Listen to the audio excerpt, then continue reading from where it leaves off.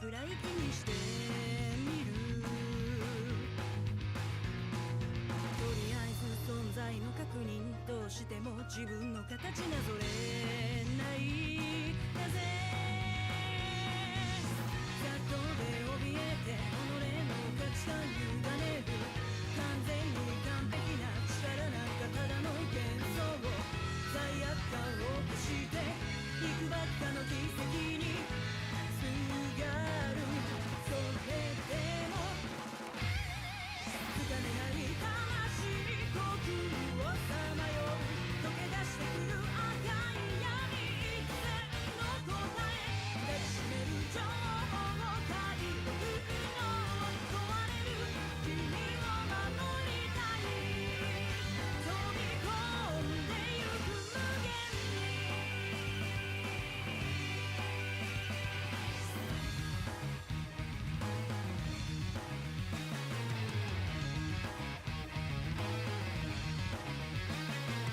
え間なく織りなされる回帰、囚われた幻覚現状振り切る。途切れ出す記憶がこぼれてく、書き換える感情の理論終わらない。散々な災難の現象を検証吐き出す。書き殴る計算式絡まりの空回り続く。現実感なくして訪れる壊滅、許すわけには。混沌と混雑虚数の曲線、流出するさざ波に幾千の謎をあふれくる誰かの存在の意味守るよ。気づかれなくても盾にした自分自身。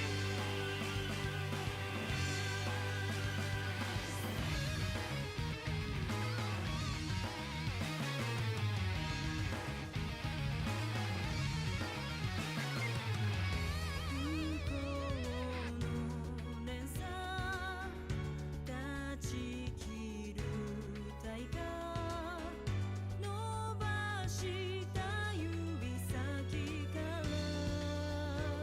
滴る涙。つかめない魂呼吸を漂う。溶け出してくる赤い闇、幾千の答えつかめない魂呼吸をさまよう。溶け出してゆく赤染まる異国の答え抱きしめる情報を解読の問われる君を守りたい。飛び込んでゆく無限に閉じ込められたエゴ。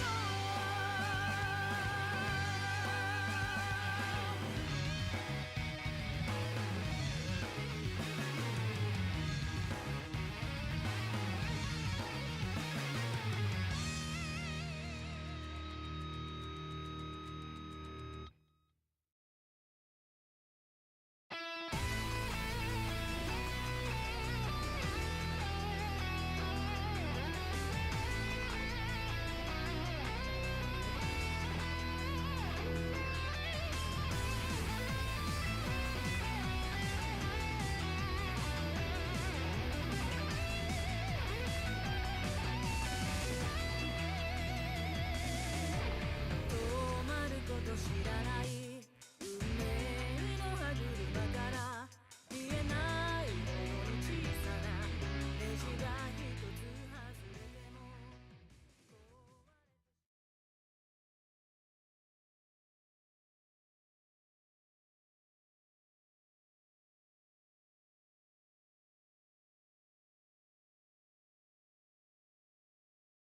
Hello, everybody. Welcome to NECC. In typical NA fashion, we're a bit behind today. We're running a little bit late. But I'm Okukano. I'm joined by the one and the only random minion caster here today, tonight, depending on what time zone you're residing in. But RMC, how you feeling today, man? Man, it felt like day has gone tonight with the delays we've had so far, Echo, but we're finally into it here. Challengers Atlantic Division. And we've got an interesting matchup coming in. Farmingdale State Rams up against Team RPI Gold here. Echo, in the standings, they're 7th and 8th seed. So it doesn't sound super exciting, but it kind of is because, both teams are sort of near that cutoff for playoffs. Absolutely, man. Farmingdale Rams, one of the teams I got to cover. But before we talk any further about those teams, we need to find out who the hell it is that is playing tonight. So let's take a quick look at the rosters here as we can go ahead and find out who's playing on the side of Farmingdale State Esports. We've got Sexy Pan in the top lane. That's such a goated name. Gotta love it. Evelyn Bot in the jungle. Do we get to see him on the Evelyn is the question I ask myself every single time I see him. So far, the answer has been no. Maybe I will not be disappointed today. We'll have to wait and see. Leon V9 in the mid lane. Onsi in the bot lane. And Zukima in the support. But on the flip side, RMC, run me through the roster of Team RPI Gold. Okay, RPI Gold, they've ever-changing rosters here. So in the top lane, Iron Pastry's been there all the time. In the jungle, it's Mokofi Says Hi, one of the two junglers they've been rotating out. Russian to lane in the mid lane there, another rock steady player for them, Sky Sailor's Eddie Carey. And in the support role, it's actually their other jungler, Omniscient here. Oh, damn. Okay, so they just straight up said, listen, jungle, not your thing. Go down to the support lane. Let's see how you fare there. They are going to send Omniscient down.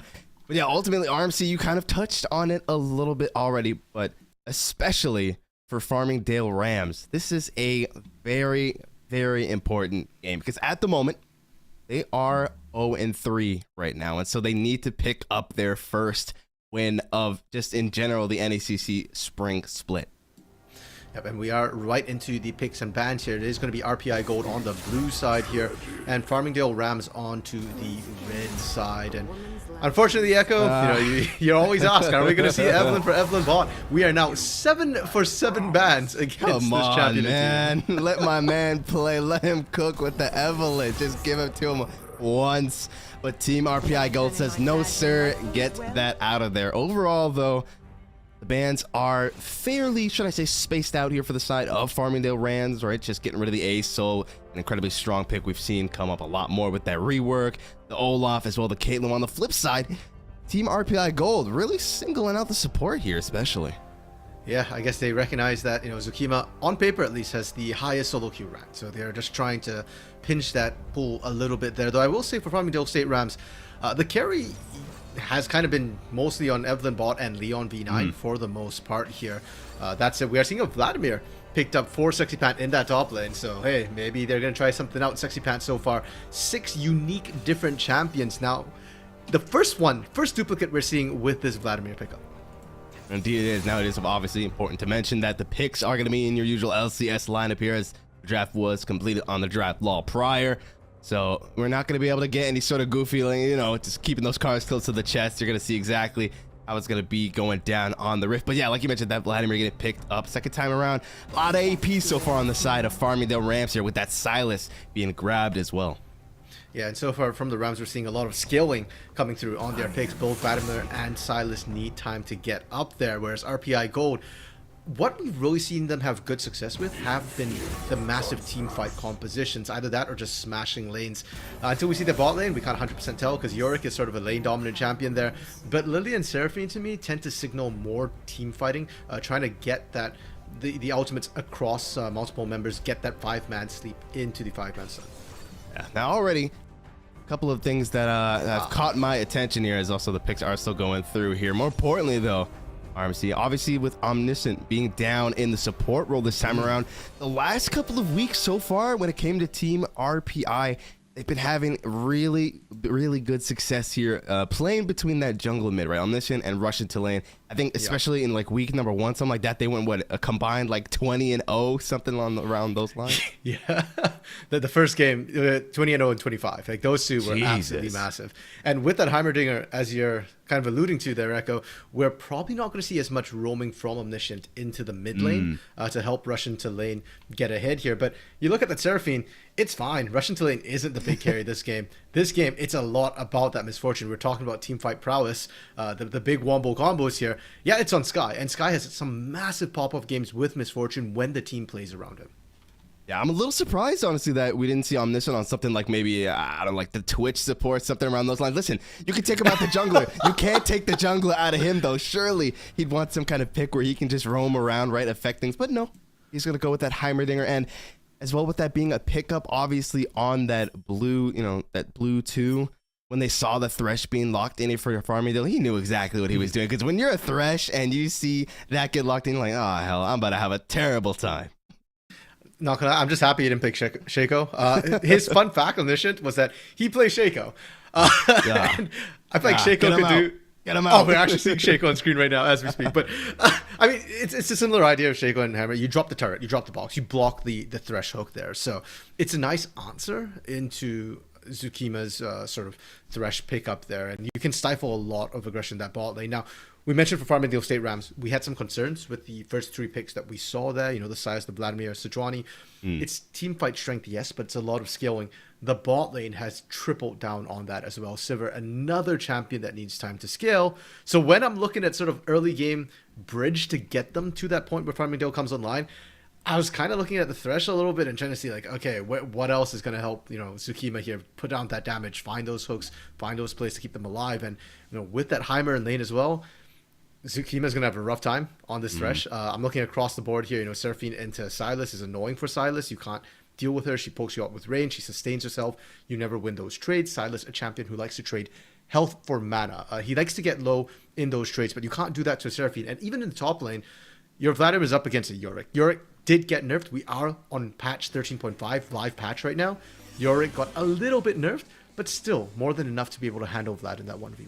Yeah, especially even outside of the 1v1, I'm just looking at Farmingdale. I'm struggling to see who is going to be the one that can kind of consistently match this Yorick being picked up, right, with the split push that comes through as well. Once that Yorick gets ahead, if somehow RPI is able to make that happen, it's going to be tricky to send, more than just one member up there to try and deal with him. And you know what happens when you 2v1 that Yorick, if he's slightly ahead, he presses Q and your HP bar is just gone. Yeah, and with the Maiden of the Mist, too, it's never really a 1v2, right? True, it's always going to be a 2v2, especially when ahead. And part of that echo feels like it's been the problem that the Farmingdale State Rams have had all split long so far. Both these teams, it's kind of interesting because they have similar goals in this league, but they're coming from rather disparate backgrounds here. Let's start with Farmingdale. So Farmingdale, as we mentioned, 0-3 right now, still looking for their first win. We are only in week 5, so we're only about halfway through the season. There is still time for them to scale up, and that's been their goal this entire time. It's just to learn, to improve, and to scale up. They are not worried about their record whatsoever. They're just looking to improve. But so far, the improvement hasn't been sufficient. We haven't had that big carry step up to carry their games just yet. And Echo, to me, that's what I'm looking for this game, this series still from Farmingdale, is as you questioned, I have the same one. Who's the big carry? Who's going to step up on this team?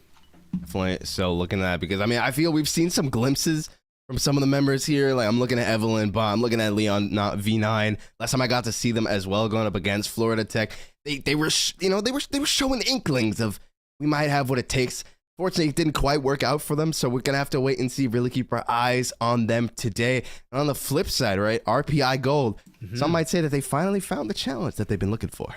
Yeah, so they are currently 7th seed, 2 wins, 2 losses, kind of even here. And Echo, they too say that their goal in this league is to improve. But unlike Farmingdale State Rams, they're coming in from the opposite side where last split, they were in the NECC Star League. And according to them, they crushed that league without dropping a single match. So they actually moved over to NECC looking for a challenge, for a competition here.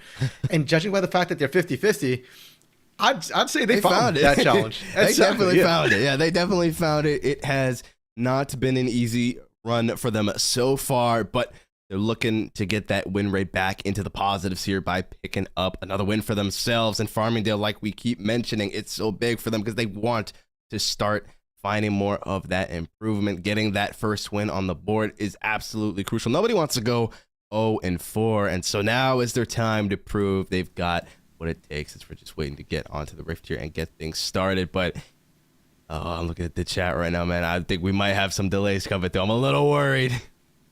Yeah, it looks like there might be some technical issues. So we'll keep on going, and we'll let you all know if there are any updates. For now, I mean, we've discussed the teams a little bit, Echo.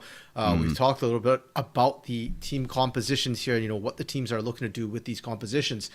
However, I'm going to put the caveat on this that I don't think the team composition is going to decide this match here, Echo. Okay. I think, as we've kind of alluded to, Farmingdale State Rams, they have been struggling a little bit in the laning phase.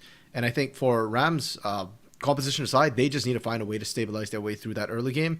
And for RPI, I've got big questions about Omniscient in the bot lane here. Like we said, role swapping down into support. 10 unique champions now, has played a different champion every single game, and playing support kind of changes that up a little bit. I'm curious to see if this bot lane pops off, because I think for RPI Gold, they're putting a lot of stock into Sky Sailor on this Misfortune for a comp built around it. But can you actually get out of laning phase, right, with a support who's not really a support?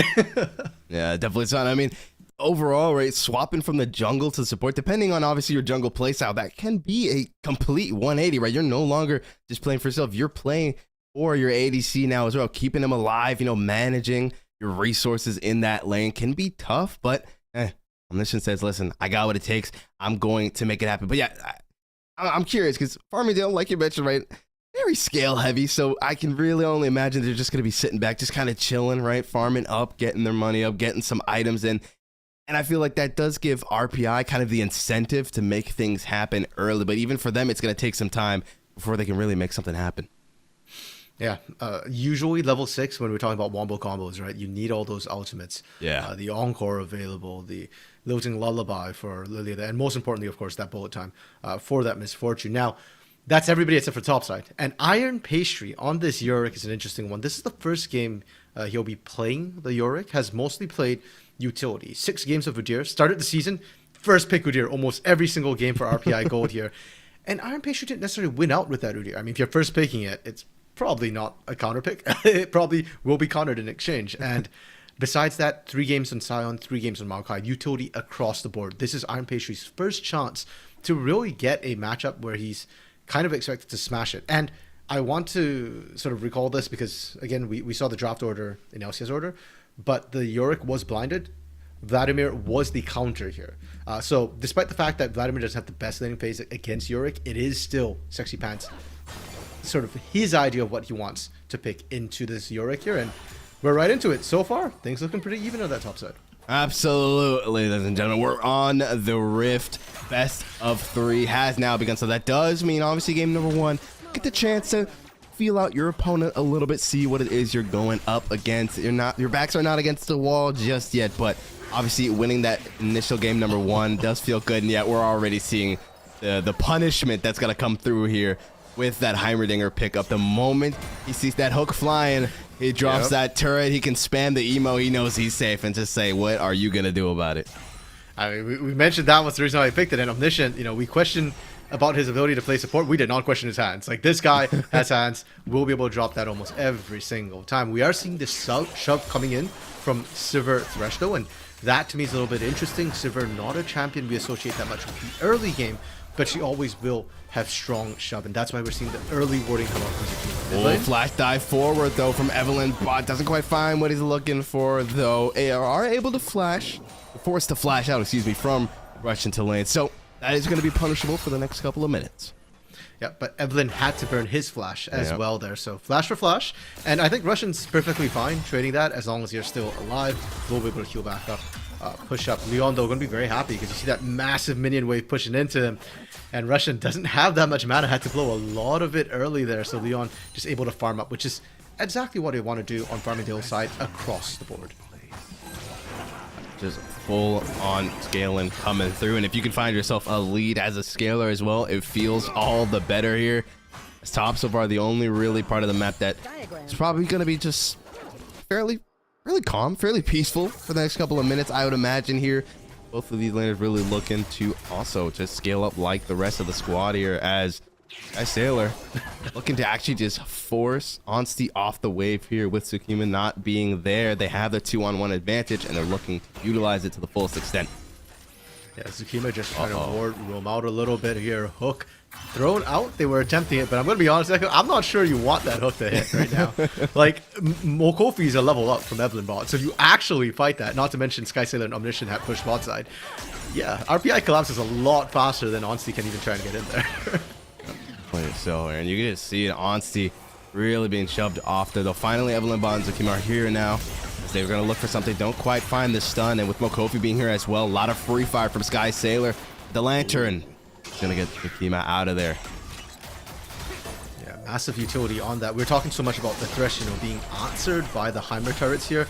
But yeah, Thresh's safety, the Dark Passage, nothing changes that. You can't really stop it. So Zakima still going to be very strong defensively, and both these junglers, they've tested their mettle in the bot side a little bit. They're good to go back farming, and Mokofi's farming a little bit faster, so he's happy to kind of just gank occasionally after he full clears his jungle, then gets right back to it, and he will outpace Evelyn, will hit 6, and to me, Echo, level 6 is where I'm expecting to see the real action start to happen this game. Oh yeah, I mean, I'm just looking at some of the ultimates available, right? Rushing the lane as well as Mokofi with that potential 5-man sleep that can always come through. All of that followed up by, oh my god, Evelyn. I think he heard you, man. He's like, listen, I gotta stop Mokofi from getting to that level 6 as quick as possible. Flash over the wall. They find the abscond and the abduct. They find the stun, but they don't find the damage. And Omniscient says, I know what the jungle looks like. And hello, thanks for the kills. As they are gonna go ahead and grab 2. That was ballsy moves from Evelyn bot, and I want to laud them for even going for it. The fact that RPI was not ready for it, Mokofi had to burn flash, got punished. The problem was the follow-up when they start over-chasing. That's the problem. We had just said if you gank bot side, remember, Sky Sailor, Omniscient have pushed. They have first move. And when you're in the enemy jungle, enemy team's almost always going to have first move. Mid lane, Leon hits 6. Immediately tries to punish, not quite able to punish. Hijack that Encore right off the bat. Didn't find it, though. Ultimately not going to find a kill there. But yeah, already that's a little rough. Definitely respect going for it, though. Unfortunate for them that Mokofi gets out with just a sliver of HP remaining. Probably got some of that healing down from the Raptors, I would have to imagine. And then the turret shots just doing so much work, allowing Omniscient to just be there and secure the kill here. So that's definitely gonna damper any plans that Farmingdale had to make things happen early.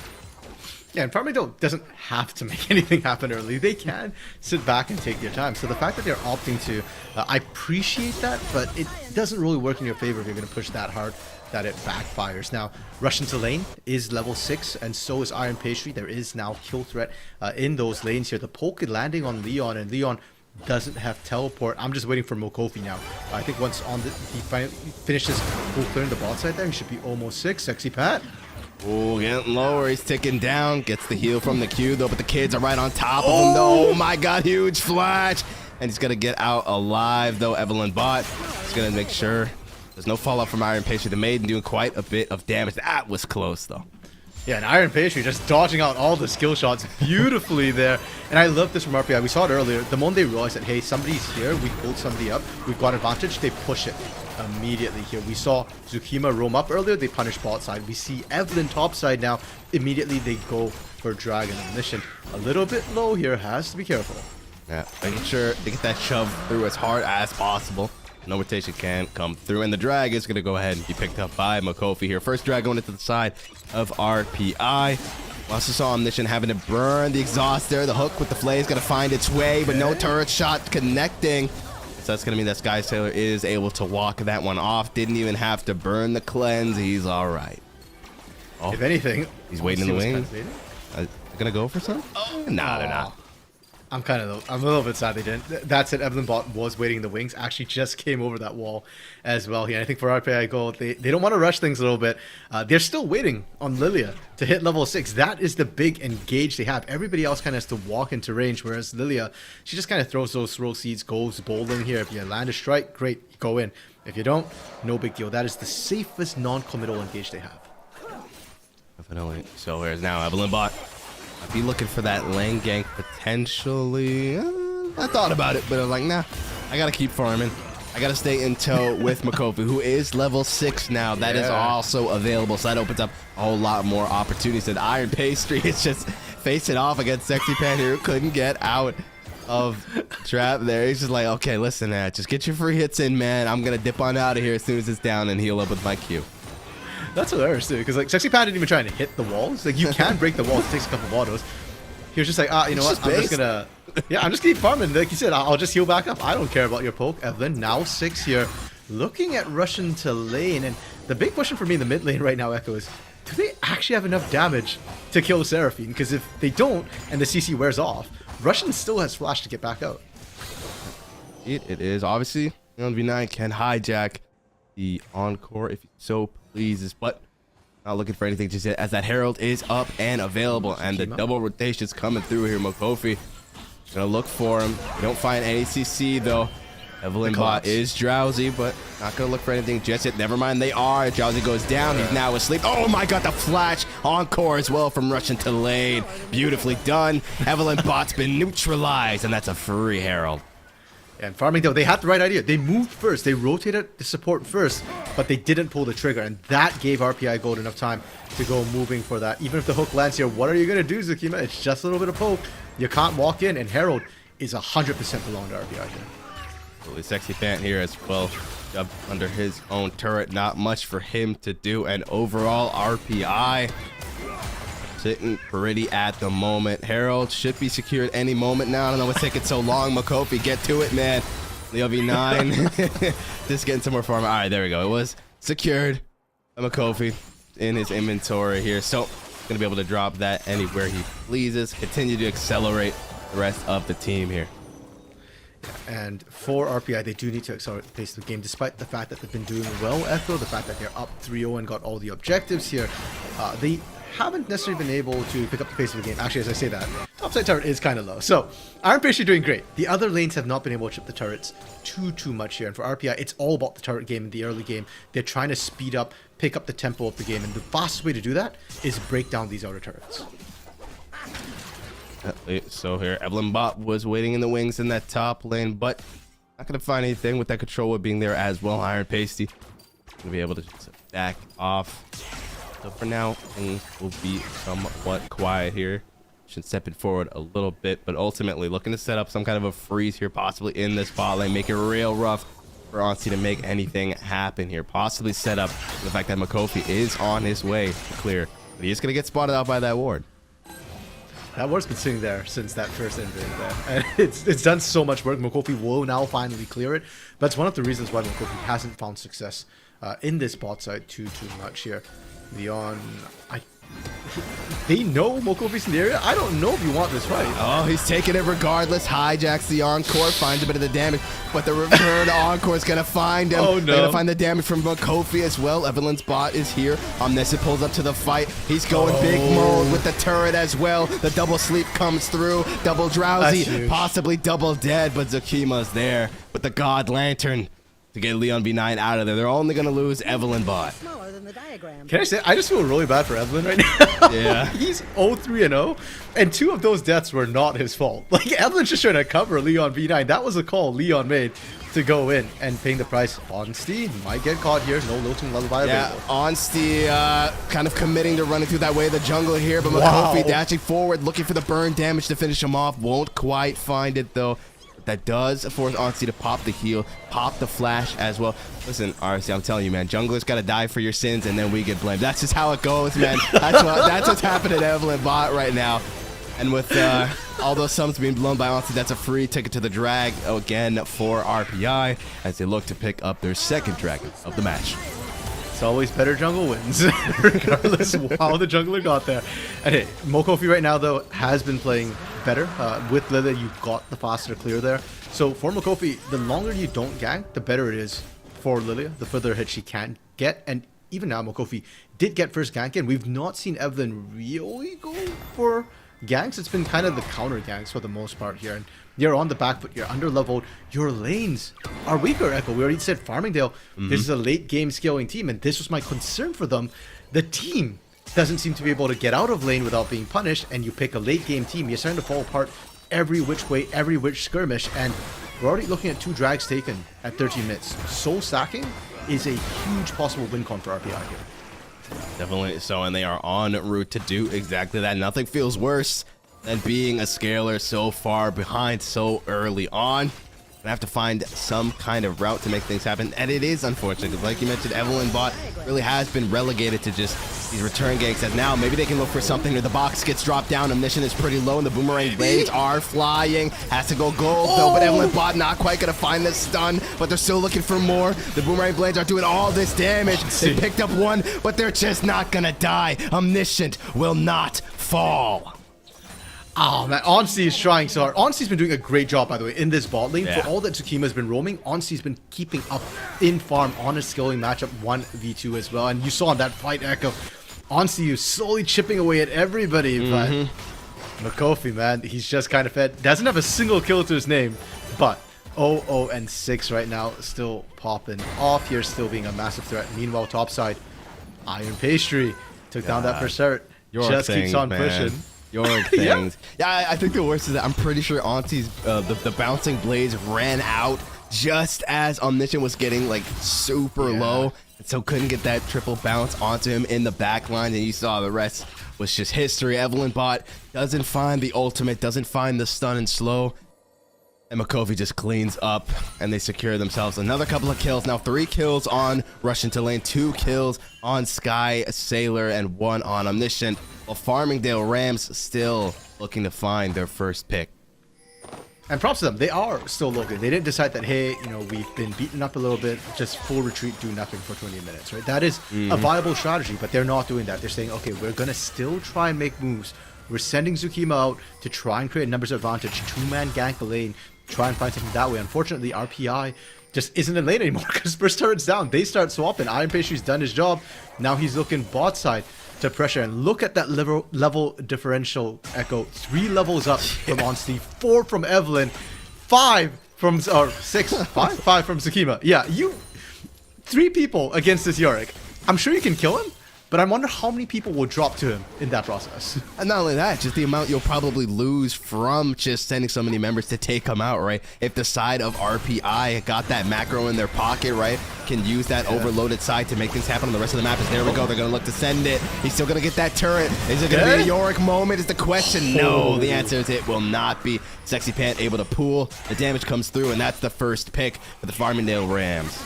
Okay, I know that looks like a 2v1, Echo. That was a 3v1, and the turret fell. Trying to kill Iron Pastry there. He took the turret out with him, man. Yep, that's what it takes. Like we said, 3-man gank, you're still going to lose somebody. And as you rightly called as well, the question is how much more do you lose? RPI onto that second Herald already mid-side. I believe they actually got the turret as well. So 2 turrets, or 2 turrets and a Herald for that 1 kill. It's not worth it. And Sexy Pant trying to push right now. You're Vladimir, mate. I don't know how long it's going to take you to take that turret. If RPI sent anybody down there, you got to stop. Is anybody going to go, though? Because Iron Pastry's walking back up top. Nobody's walking bottom. I guess not. They said, listen, what do we care about a measly little tier 1? But yeah, I mean, Iron Pastry's more than happy to do that over and over, right? You go down bot. Not only do you get a turret, your team gets a tier 1 in the mid lane, and you get a Herald. All for your sacrifice, and you were 0-0, so you weren't even really worth much, just 300 gold. That's fine, we take those.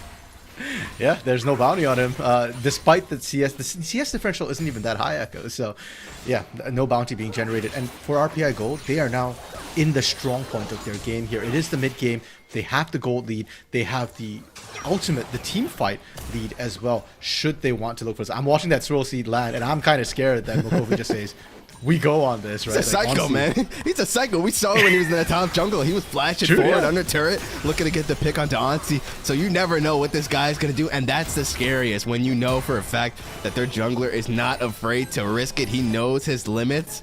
Even when it looks like he doesn't, he still goes for whatever he can. And it seems to have paid off so far. 0-0-6. He's gotten all his laners ahead. Things are looking good for them at the moment as this next drag is being started up.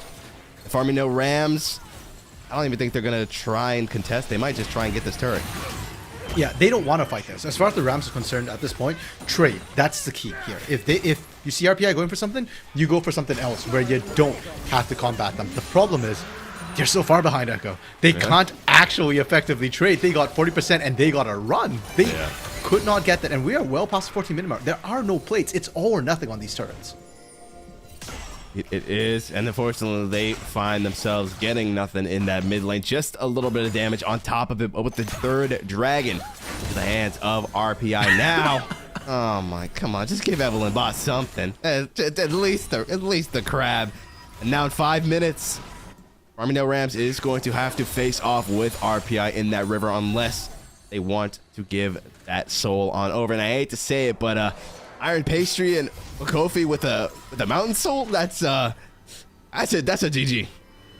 It is 100%. Like I feel like anytime you see healers on a team, they want that Mountain Soul because the healing is going to be so much more effective as well with those increased resistances with the extra shielding. And for the Rams, this was my concern because of the soul stacking, the speed at which RPI have done it. Farmingdale still aren't online. They are still quite far behind right now. Leon V9 looking to get a fully stacked Rod of Ages. Oh, the Dark Precision is going to go and find him. And look at that damage coming through. You can heal up as much as you want, but the kittens are chasing and they're finding their mark. Sexy Pant had to go with a flash forward from Iron Pastry as he puts the hammer or the shovel down. And for Sexy Pat, yes, you could have flashed earlier to get that distance and you'd be safe. But keep in mind, they don't have vision on when the rest of RPI are. So if we do see Sexy Pat flashes, he's probably thinking, I'm going to run into the rest of the team. It's just going to be Barrett? Yeah, because Sexy Pat is dead. So RPI can just kind of go, okay, we already knew we could win the 5v5. But now, we definitely win the 4v4. Iron Pastry doesn't even have to TP up.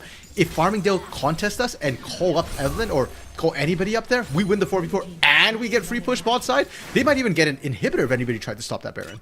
Wild. Well, Baron gonna go down into the hands of RPI. They've got that 100% take rate on all neutral objectives so far on the map. And now it's damage control time for Farmingdale Rams. Hold off these waves as well as you can. And the Herald is going to get dropped now as well. Insult on top of injury, man. And that was a timing, Herald. Kofi ran out of time, just had to drop it immediately there. It will push topside. And you say damage control, Echo. I don't know how you're looking to control this damage right here. Almost 9k gold difference between these two teams with Baron, with Herald pushing in. And Farmingdale, they've lost all control in their jungle. Evelyn's struggling to get through his jungle to that top lane right now. Oh, Steve. Not going to tricky spot.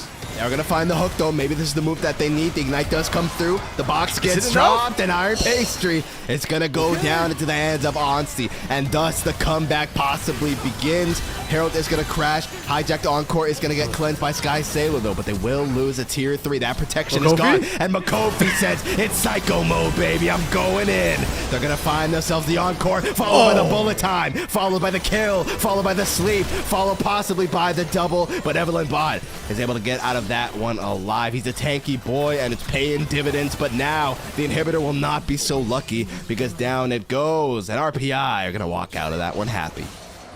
I love the engage from RPI there. The fact that Makofi recognizes, hey, Leon V9 just burnt out on that Encore. We're good to go. They don't have a teamfight ultimate that can punish us quite as hard. Or Evelyn Bot burnt the Glacial Prison as well onto Sky Sailor, which instantly got cleansed. Sure, it looks like they're fine under that turret, but no, they don't have the ultimates in RPI, which is like, okay, we punish. Makofi just dives right on in there. No mercy, no hostages. That's one inhibitor broken. Right about the 22-minute mark here. Rams, you were already falling behind in equal numbers, even under turret. Now you've got supers pushing topside as well. Yeah, we are well past damage control here. Yeah, it's rough. Hope you can say that it's only game number 1, so now you've got a feel for how RPI likes to play. They will be able to make the adjustments, but the game ain't over till it's over. But I hate to say that it's looking like it's over for Evelyn Bot here as the 3-man collapse is coming down. But Onsty and Zakima are on the way. They don't find the hook. With Onsty here, that is quite a bit of damage that can come through. The TP as well. Rockets come through, though. They find Zakima. Down he goes. Leon V9's coming around from the flank. But Makofi finding so much damage. And that's 3 members down. The Dark Procession is not going to find Sexy Pant. And only 2 members left standing. 10 seconds left on Baron here, Echo, as they're pushing into the mid lane. Leon V9 still stuck on this bot side trying to handle Iron Pastry here. And that means no one is defending the mid lane. If Sexy Pant walks up there, I'm scared for Sexy Pant. Yeah, Leon V9 got to do his damnedest to protect this turret. Actually gets quite a bit of damage through. Cannot opt to follow up. The drag's being taken as well now as we speak, as well as the mid-tier 3. Everything is falling. Nothing is going in the way of the Rams at the moment. They are going to need a miracle if they want to come back into this thing. And like you said, Echo, maybe for Farmingdale, you're starting to think game 2, right? How do we fix this? What do we do? What went wrong this game. I'll go back to draft here, Echo. I think a lot of it comes down to picking all scaling champions across the board, not a single bridge. You need at least one lane where you can win out early, where you have damage at your disposal here. And thankfully for Farmingdale, that's an easy fix. You can easily fix that between games. So I'm not even gonna lie, I would love to see, especially Evelyn bot, something that he can find a little more agency on early on, because we saw that he was trying, right? He was trying to make these early ganks happen. Unfortunately, wasn't quite hitting the spells that he needed to. Things quite weren't working out. You know, that damn flash ability that Rush into lane had kind of threw a wrench in his plans here, and then he was relegated to really just kind of counter ganking, right? Trying to cover for his laners that were in tricky spots, dying for their sins. So maybe if we get to see him on something where he can have a lot of agency early on, he can kind of really, find his moment. Yeah. Or alternatively, if we are seeing Farmingdale on the red side again, I'd love to see the counter pick actually being a lane counter here. Yeah. I think Sexy Pant perhaps overestimated how he's going to be able to play out that lane. Thought, I'll just pick scaling here into this Yorick and thought that I should have a decent lane. Turns out, no you don't. The V9 still kind of winning this. The turret's gone down now, so you don't have that safety. Leon needs that Kingslayer to get a bit of healing back here. Saw how much damage that Maiden did as well. To look for the ulti, but just barely miss Makofi. Man, he is dodging these ults left and right. They are going to find on Auntie, but he's able to just pop the shield. He's going to stay A-okay. So that is going to be ult down from Makofi. Maybe they can make something happen with that. Obviously, the main CC ult from Evelyn bot is unavailable at the moment. And now that RPI is deep in their base, it is looking rough. They have to hold the line. The line is a very thin one here. We're seeing Iron Pastry still pushing that bot side, and because the line's at the Nexus turrets, Farmingdale can't answer this. Okay, is there? Okay, I thought there was a TP or something when the camera suddenly zoomed out. I was like, I mean, the wait, are they deepest going for TP a I've flag? ever witnessed here. As yeah, now they're on top of these turrets. Evelyn bot taking a lot of flack here. But he is a tanky boy, so he's staying alive. Can't say the same for the turrets, though. They're going to find the Encore, but it gets cleansed by Sky Sailor. And instead, they put him in the dirt, and now they're being collapsed on. The bullet time comes through, and Evelyn Bot just says, go next game. And game number 1 is going to go into the hands of RPI Gold. Really solid game coming from RPI, 26.5 minutes here. Certainly a quick one, and teamRPI, they said they came in with the goal of improving. They picked the composition. They played it pretty much to perfection. They did everything they wanted to do, right? Survive the early game, get to the mid game, get your big wombo combos off as well. And I want to give praise to the communication between Makofi and Russian to lane as well. We saw the Lilting Lullaby get burned by Makofi on that last play. And teamRPI were perfectly fine with that because they were still holding that Encore as a defensive tool to match the fact that, hey, there's no more Glacial Prison for Evelyn Bot. If Farmingdale want to engage, they've got to run into this Encore. So huge props to teamRPI. Definitely so here. I mean, it was a scaling comp, but they had no time to scale. It felt like RMC. Yeah. It was crumbling all around them, unfortunately. And so now they have to go to the locker room. They got to listen. What are we going to do different in game number 2? If you have to get them 1 pointer, RMC, because I feel like you have these powers, man. You called some things in the draft too, and they listened. So I need you to just beam it into their brains right now. What do they need to change for game number 2 if they want to stay in this thing? Get a winning lane. Just get at least 1 winning lane to start, Eka. All right, well, you heard it here first. We're going to have to wait and see if they heed RMC's advice. We're going to throw it to a quick break as we wait for these teams to get prepped for draft of game number 2. Don't go anywhere.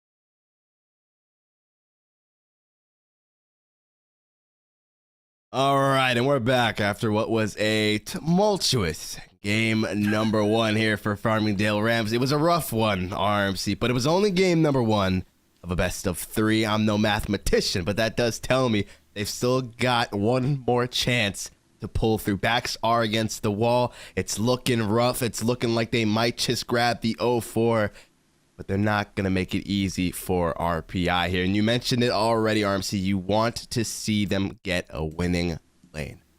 Yeah, and I think the other thing was what you mentioned as well. Give Evelyn something that can carry, man. Like, Evelyn, he's great on damage. To Sejuani, the utility, not so much. And he doesn't have agency on that Sejuani, I believe that's the term he used. He's just kind of like wandering around his own. He needs help from another lane to actually do the deep. So, get him something that can do the deeps on his own. And he can help his lanes. He was the one person, kind of making action happen there. Yes, he ended up dying for the sins of his laners, but that's beyond them. And Echo, Team RPI, I mean, that was a really clean game 1 here. But if your goal is to improve, I don't expect to see the same draft come through again, right? Okay.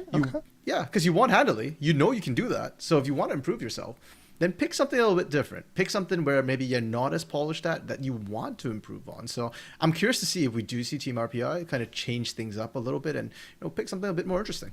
All right. Well, speaking of change, RMC, the savior, possibly the savior of Farmingdale, has arrived. Okay. It looks like Zakima has been taken out and Liz has been brought in here for the support role, swapping it up, a little bit of a roster swap coming through. Do we feel like that is going to change things significantly? Is this one of those changes that Farmingdale Rams needs? I'm going to be honest, I did not think Zakima was the issue. So, swapping out Zakima doesn't feel like you're fixing a problem. That's it. I mean, Liz has swapped in and out of this roster as well. She's done a pretty solid job. So I don't necessarily think it's an upgrade. I don't think it's fixing a problem.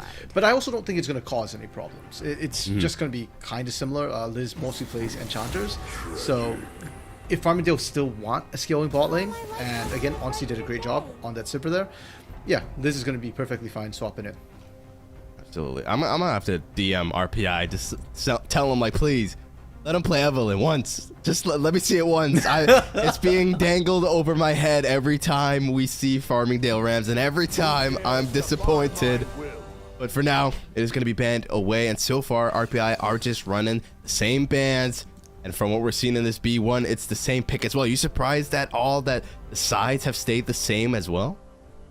The sides, no. I do think that for Farmingdale, Red side is more beneficial because we're talking about picking one winning lane, right? So if you're on Red side, you can guarantee that with the last pick here. So far, though, in the top lane, Yorick versus Camille. Yorick was picked blind for Iron Pastry again. So once again, it feels like Sexy Panda saying, my answer is Camille. This had better be a counter. And I will say, at least in the laning phase, not immediately. Camille needs a bit of time to scale up. And even later on, she kind of does struggle a little bit in the 1v1, especially if we do see Iron Pastry pick up the Hullbreaker. He didn't the first game, but if he does the second game, it's going to be really difficult for Sexy Pat to ever deal with the split push. You're saying that cursed word scale right now. Whenever I don't want to hear scale and Farmingdale Rams in the same sentence anymore, but they have locked in the Cassidy, and the level 16 timer will be beginning. However, with the Vi pickup, RMC, I can see some potential coming through, possibly, especially in this top lane, looking to get Iron Pastry behind. Don't want him to be able to just farm it up like we saw in game number 1, because Vi can definitely make a lot more happen early on in comparison to the Sejuani of game number 1. True. 1 out of 2 ain't bad, Echo, and it's a Zaya. Okay, you know what? You don't want to hear the cursed word scale, Echo? That's not on me. That's on Farmingdale. You picked 3 scaling lanes again. A lot of pressure onto Evelyn bot to be able to get them to that scaling stage. And keep in mind, last game, I don't think they actually hit level 16 on the side of Farmingdale. So Castlewood might not actually be able to come online. Now, I do want to talk a little bit about teamRPI Go, because look at what they picked here, Echo. Rumble in the jungle. We've not seen that in many, many moons now. Patch 13.5, there was a buff to Rumble. His electric harpoon shred harder now, 40% magic resistance shred for each harpoon. So you can double that up. 80%. And Jinx as well got a buff, increased attack speed, and her ultimate.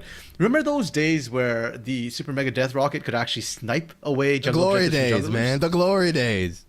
They're back. The cap on monster damage is 1,200. That matches the enhanced, the empowered smites as well. So Sky Sailor, I don't know if we're gonna get to see Farmingdale like actually go and take objectives away, but if they do, Echo, there's always a chance for snipe steals. I was gonna say that would be pretty big. That would be insinuating that RPI have somehow lost control of the neutral objectives, and from what we saw in game number 1, they do a pretty damn good job of being on top of things, always having that first move in both rivers, always getting those rotations through, finding those angles. And so now it's up to Farmingdale Rams. And honestly, RMC, I can really only look in the top lane for something to happen early on and to make me happy. True.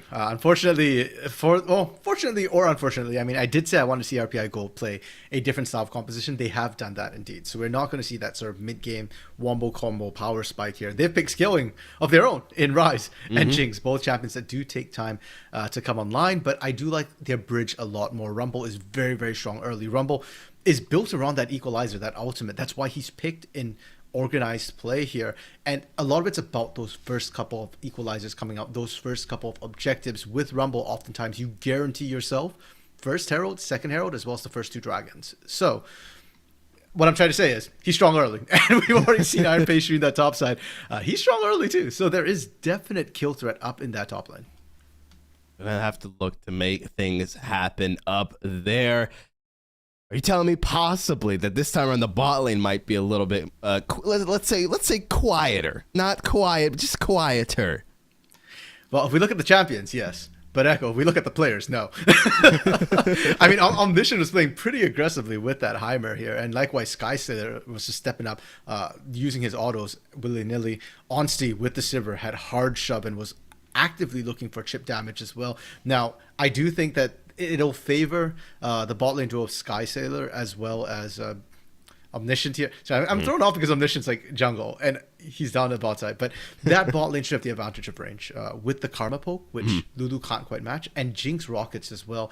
Something people tend to forget. But when she was popular, when she was one of the top 80 carries in the meta, a large part of it was because of the rockets. The range it gives you means that you can trade poke without taking anything back. Xayah will have to use abilities to match the rocket range, and more importantly, you get to control the wave. Whenever Jinx wants to shove, she shoves, and there is nothing a Lulu and Xayah can do as well. So if Skysailor does want to be aggressive, I think a lot of bot lane aggression will be controlled by the side of RPI Gold.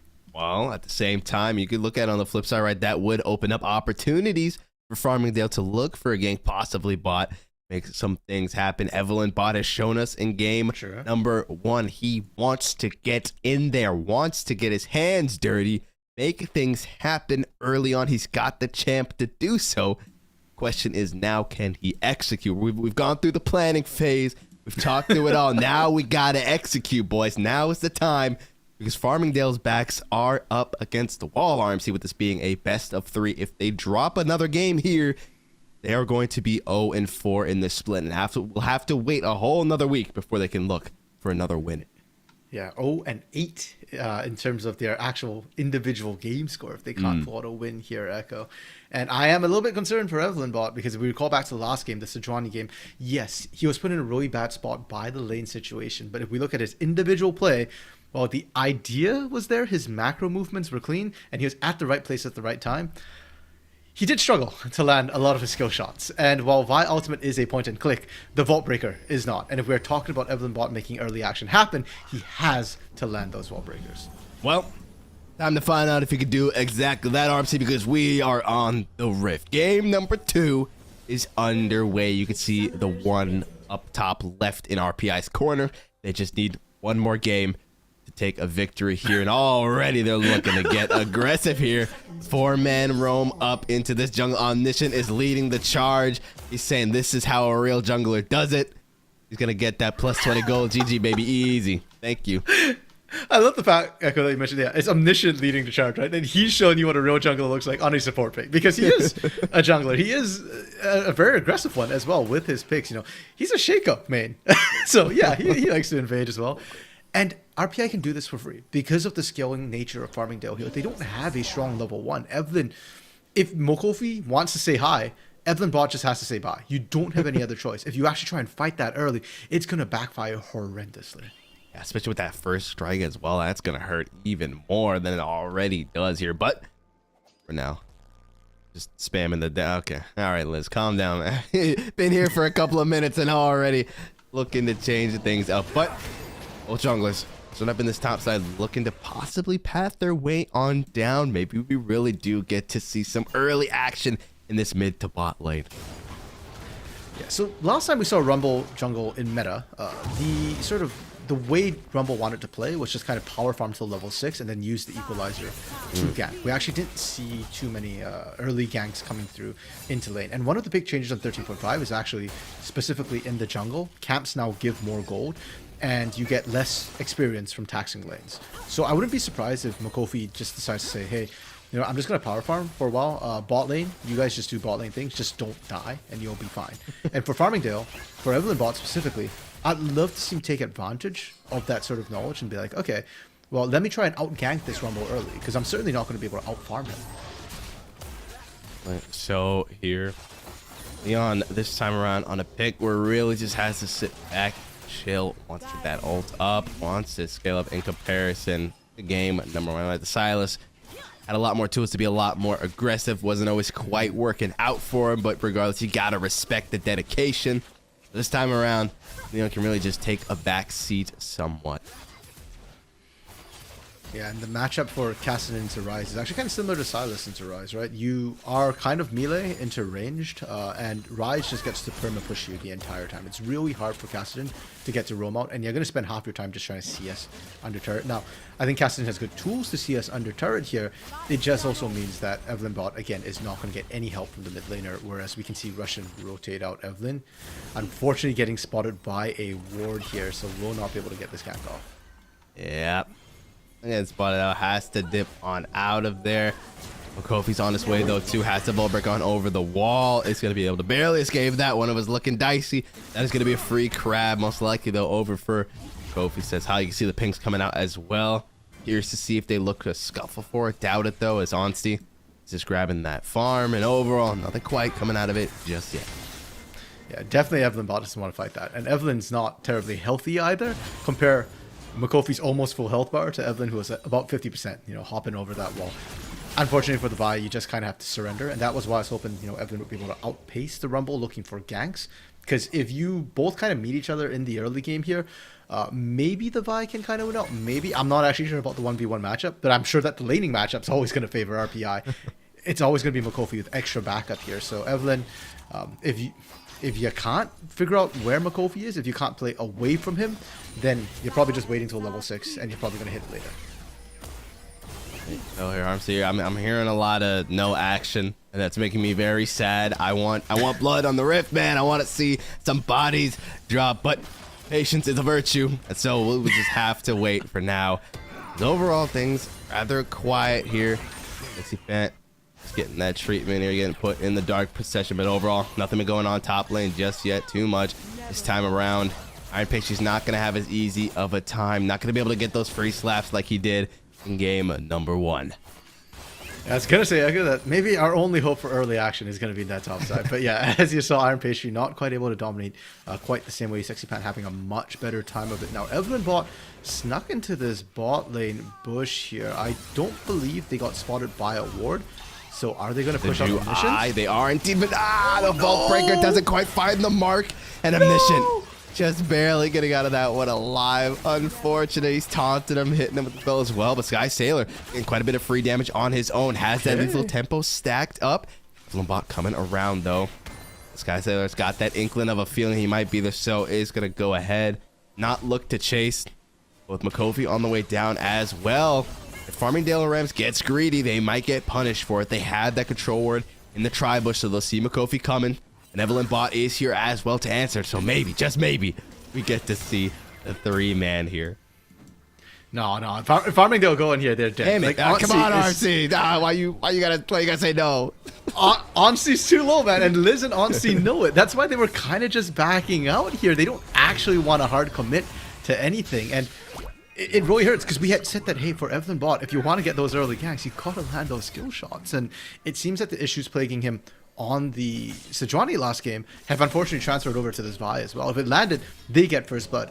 And if it doesn't land, look how far behind Evelyn Bot is right now in terms of CS, almost getting doubled by Makofi. And it's showing the levels as well. We already knew Rumble would hit 6 first.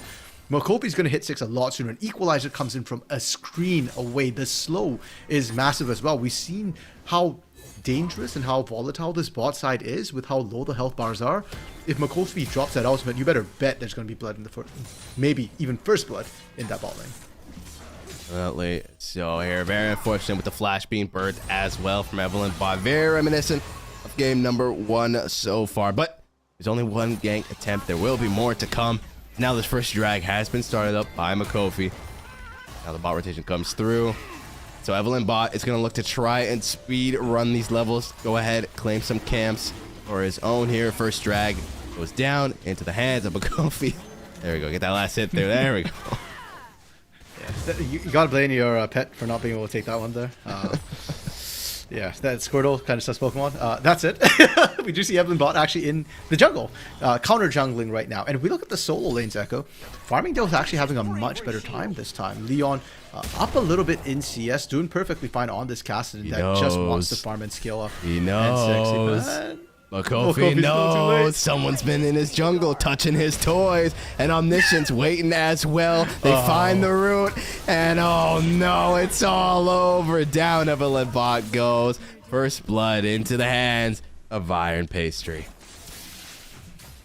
It was a nice attempt from Evelyn Bot, but yeah, and I thought for a second that he could actually get away because I don't think Makofi saw it till way too late, but Evan just not fast enough taking that. And will you look at that, Echo? Perfect rotational timing, 8 minutes on spawn as Herald's literally coming up.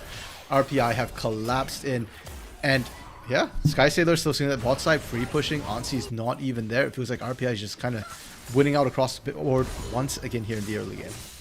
We're looking for a winning lane for Farmingdale. We have yet to find one. RPI keeping up that 100% neutral objective take rate. They have the Rift Herald in their pocket now, too. Like you mentioned, right, Sky Sailor farming for free in that bot lane. Has that level 6 available now in comparison to Auntie, who still needs to get to level 6. Bit of a farm disparity slowly showing itself as well. And so the Rams, man, they got to make something happen here. Sexy Pant still in that. You got to get out of the baby cage, man. Please. Oh, the kids are going in. Hook shot keeping them alive. A close call, but Sexy Pants should be okay, but he's going to have to back because of that, I'd imagine. Yeah, and he doesn't have teleport available. I mean, okay, so he's chugging the pots. He's got biscuits as well. So actually, I take that back. He can sustain in lane here, but he cannot afford to get hit by another one of those cages there, right? And we've seen Sexy Pat last game as well. He just kind of stands in there and tries to trade. That's not allowed. You will lose those extended trades, especially with Maiden of the Mist now available as well. You can see the chunk, Evelyn. Oh, both junglers are going to meet up here. Indeed, they will kind of find it. Boom, Volt Breaker land. That's the kill, followed by the cease and assist letter. But it's going to be returned with the flamethrower and the zap. And down goes Evelyn Bot. A nice little super mega death rocket finds its mark. Wild Growth keeping Onsi alive, but it's just not going to be enough. They're going to grab 2 kills. They get the heal as well. The flash ignite. And overall, RPI looking good right now. Echo make it 3 because topside Iron Pastry farmed the solo onto Sexy Pat. Should have taken your advice, Echo. Should have gone back to base, but I can only guess that got caught in another cage, got punished as well. Herald being dropped bot side. I don't think they're going to be able to take it completely. Flash forward, there we go. When it counts, it lands, finds the Volt Breaker. Gonna look for more here, waiting for that cooldown to come back online. He knows as well. Not going to be able to sidestep it, but oh my god, look at that flamethrower burn comes through. Now Evelyn Bot, you got 1, you got 2. Are you going to look for 3? The answer is no, though. It's not going to underestimate the damage that comes through from Omniscient as turret on the top lane goes down. Overall, though, there's going to be some kills secured for Evelyn Bot. That's exactly what he needs. Okay, so objectively, that's still a win for RPI Gold. The fact that they, still found the kill, still found the turret. But I think Farmingdale State Rams, they should take that as a win subjectively because they should not have been able to find those kills. Evelyn Bot now 3-2-0, and we said before, hey, give this guy agency. Look what he can do. He's got all the kills for his team. He's the one making action happen here, and they saved the bot side turret. That could have been both outers down for Farmingdale instead. Able to punish that overstay from Sky Sailor. Got a little greedy, wanted that extra plate money, paid the price. The tax collectors came in, they were like, no, sir, you got enough money already. Give us some of that back. And now, bit of a slapfest in the mid lane here is Leon V9. Russian lane, QE, QE, QE, but not going to find the kill just yet. Both mid laners half HP. Are just going to go back to farming. Equalizer's already back up from Makofi, so, you know, Leon wants to go in again. I mean, granted, it's a Kassadin, so he's very, very mobile and can hop right back out, but the initial burst damage, and so often can count for a lot. I'm just kind of laughing to it, Ryze and Kassadin. They're both scaling champions, and so we get that really slow slap fight, as you called it, Iron Pastry. Indeed, looking for the collapse here. Hextech Ultimate gets dropped down. The main does so much damage, and they're not finding the damage they need to take out Iron Pastry just yet, and he's able to just walk away from it. Dude, it's a maiden diff right there. What can we say? Sexy Pat, Evelyn Bot, they're just maidenless. honestly, bro, they're maidenless, but they may not be kittenless because look at that damage coming through here onto Evelyn Bot and Iron Pastry. Might just look for more here, but Evelyn Bot able to retreat to the safety of the tier 3. And Iron Pastry just says, okay, dude, I'm going to just keep on pushing here. If you're not going to answer, you're going to lose your turret and the drag as that second drag goes into the hands of RPI as well. I mean, Echo, you're saying if you don't answer, but what answer can Farmingdale give? At this point, all they can say is yes, sir. Like, there's just no way to. Iron Pastry last game had only 2 kills. Like, he didn't look fancy. Bot side, Onsi. Off the Feather Storm doesn't quite find the route. The Wild Growth for Liz. Not gonna be enough though, and Liz will go down as well. Did everything she could to keep her laner alive. Evelyn Bot's here to at least salvage something from that play. But they lose a lot. They do. Evelyn Bot, this is like a rewind of what we had happened earlier. Looking for the double kill here. Dude, tries to find it, but can't quite get it. No, it cannot. RMC lacking just a little bit of that damage. It goes down, another kill over to Makofi, says hi. Yeah, that Kraken Slayer built already for Sky Sailor, making a huge difference this time, and actually being able to kite back. Massive for RPI. And this game, you know, they don't have that huge mid-game power spike. But Echo, when you're 6k up at 14 minutes, you kind of don't need it. And that gold lead's only going to balloon. Iron Pastry has decided to bring the Demolition crew into the mid lane here. And I'd love to see him rotate bot side. I don't think he can actually get there in time before plates fall. But yeah, I can't imagine that bot side outer turret's going to be standing for any amount of time once RPI decides to actually focus it down. Indeed. Same can be said for that mid tier 1. Down it goes. The map has been opened up exponentially for RPI here. Now they can look for more catches. The Sky Sailor looking for that damage onto Leon there. Don't want to get too greedy though, and so it's going to go ahead and let Leon dip. Overall though, I mean, we have to look to Evelyn Bot to be the savior, but even then, it's going to be rough. Yeah, and he's having a much better game of it this time. Sure, missed 1 Vault Breaker, but other than that, has been pretty good. But what more can you expect of him? Flash over and try and steal this, or Vault Break over? He's gonna try this enemy. Oh, he gets the seal. Can he get the eye? Yes, he can. Okay. Just barely. Inch of his HP remaining. He's able to grab the eye before he goes down. Let's see if he can grab Iron Pastry, though. Doesn't quite find the hook shot, but finds the Hextech Ultimatum. And so Iron Pastry is just gonna look for the 1v3, but the Wild Growth. Everyone stays alive. It's a happy ending, but not so much for Leon V9. The equalizer, more like the catalyzer, because they're able to take out Leon V9. Makofi says hi, he says goodbye, and he says thanks for the turret gold. Yeah, Makofi is a very friendly person, but right now Farmingdale probably aren't particularly extroverted. They just don't want to meet him at all.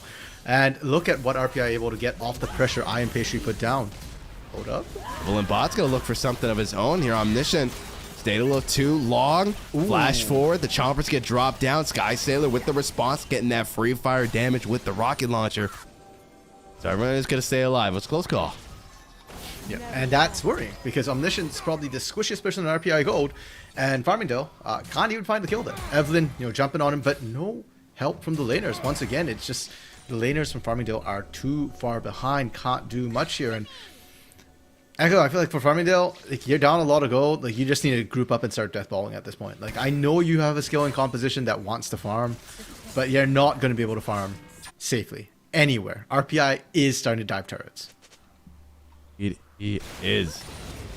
Look at the timers, though. We've got a little bit of time before any of these objectives are up, and you know who you can find at them when they are up. All of RPI. So with a minute still before this next dragon, Farmingdale Rams has the chance to look for something, to find some kind of pick. Especially Evelyn Bot just struggling right now with the amount of vision that's being dropped down from Nishan here. Everywhere in the jungle. He knows all the jungle paths, man. He knows where the junglers like to go, and so he's doing exactly that. Yeah, and I'm kind of terrified too. If Russian wasn't the one doing the side lane there, you got Rise Realm Warp to collapse even faster as well. So it's getting harder and harder for Farmingdale to look for those pick-offs that you're saying, you know, that, oh, that's kind of the only option. Speaking of pick-offs, Sexy Pat, no, not like this. Oh, no. Tries his damage to protect the turret. But down he goes. Not much for him to do there. They will get the answer, though, possibly in this mid lane here. Arrow does crash in. They should find damage on the turret. They should be able to get a second crash in as well. Iron Pastry is pushing this top lane. Leon is the only one who can answer. Look at that damage coming through. My God, that Q hurts, but getting a bit of damage of his own here. And now the rest of Farmingdale Rams has to run. Evelyn Bot will hold the line, protect his brothers. But look at that, Sky Sailor's running, man. And he sees Liz. Nowhere for her to go. Onsi tanks the shot for her, but it doesn't matter because they're all gonna fall. Yeah, Farmingdale stayed just a second too long. We said before, the equalizer range is massive. It comes from an entire screen away. And unfortunately, they didn't respect it to slow us enough for the engage. And the mid lane push is good. They got 2 turrets off of it there. So, the idea is good.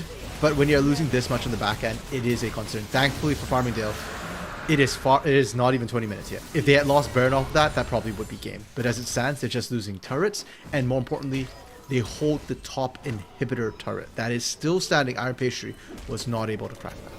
Yeah, definitely still not a great position to be in, though, when you got to say, you know, at least they're only losing turrets. But, like, you already know that things aren't looking good for you. And, yeah, it's rough. 10K gold lead, man. It's rough. They're finding these little answers, but even when they're getting these little wins, they're still losing a lot. I mean, right there, right? They're able to get that tier 1. They get the tier 2.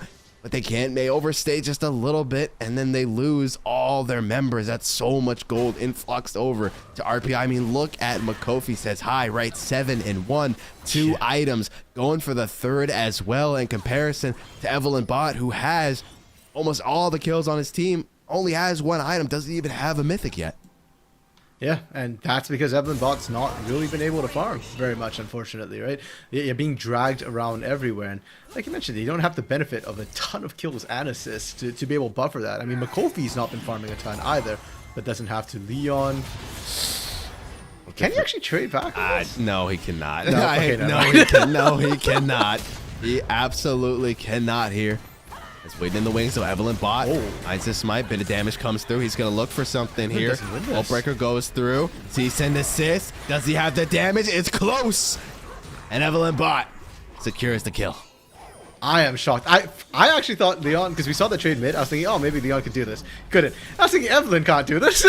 You're melee. You're fighting into York the entire time. Was able to pull it off. Huge for them. Now, what else are they going to lose on the other half of the map? Topside inhibitor down, but Russian getting picked. Did flash forward with the extra ultimatum. He's going to give his life. Down he goes. Can Leon V9 pick up the piece is the answer. It's going to be a resounding no. He gets locked down. Wild growth won't be enough. Free firing onto Liz. Down she goes. Sky's the limit for Sky Sailor. He looks for Onsty. The Featherstorm keeps him alive, but it doesn't matter. They go to the next victim on the list. Evelyn Bot, and the Super Mega Death Rocket goes into the base. Doesn't find Onsty, but they find an inhibitor. TP's coming through, and now Onsty has to hold the line. Your first win is on the line, and down Onsty goes. And with that, RPI find 1 turret, find 2 turrets, and they're gonna find the game as well. Going 3 and 2 in total.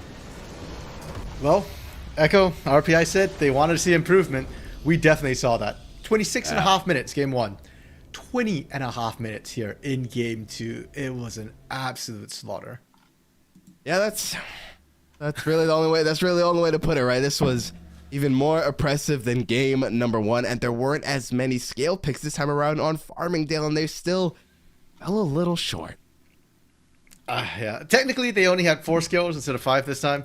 But when you look at those skillers, Zaya, Kassadin, like they needed so much time. And Kassa win did not hit level 16. Activation conditions were not met for Farmingdale. Really unfortunate. But RPI, really solid showing for them. And like we said, 2 different compositions, right? They changed things up and they did really well across the board for both these teams. I'm actually super impressed with Iron Pastry as well, because like we said before this, not much carry play from this guy.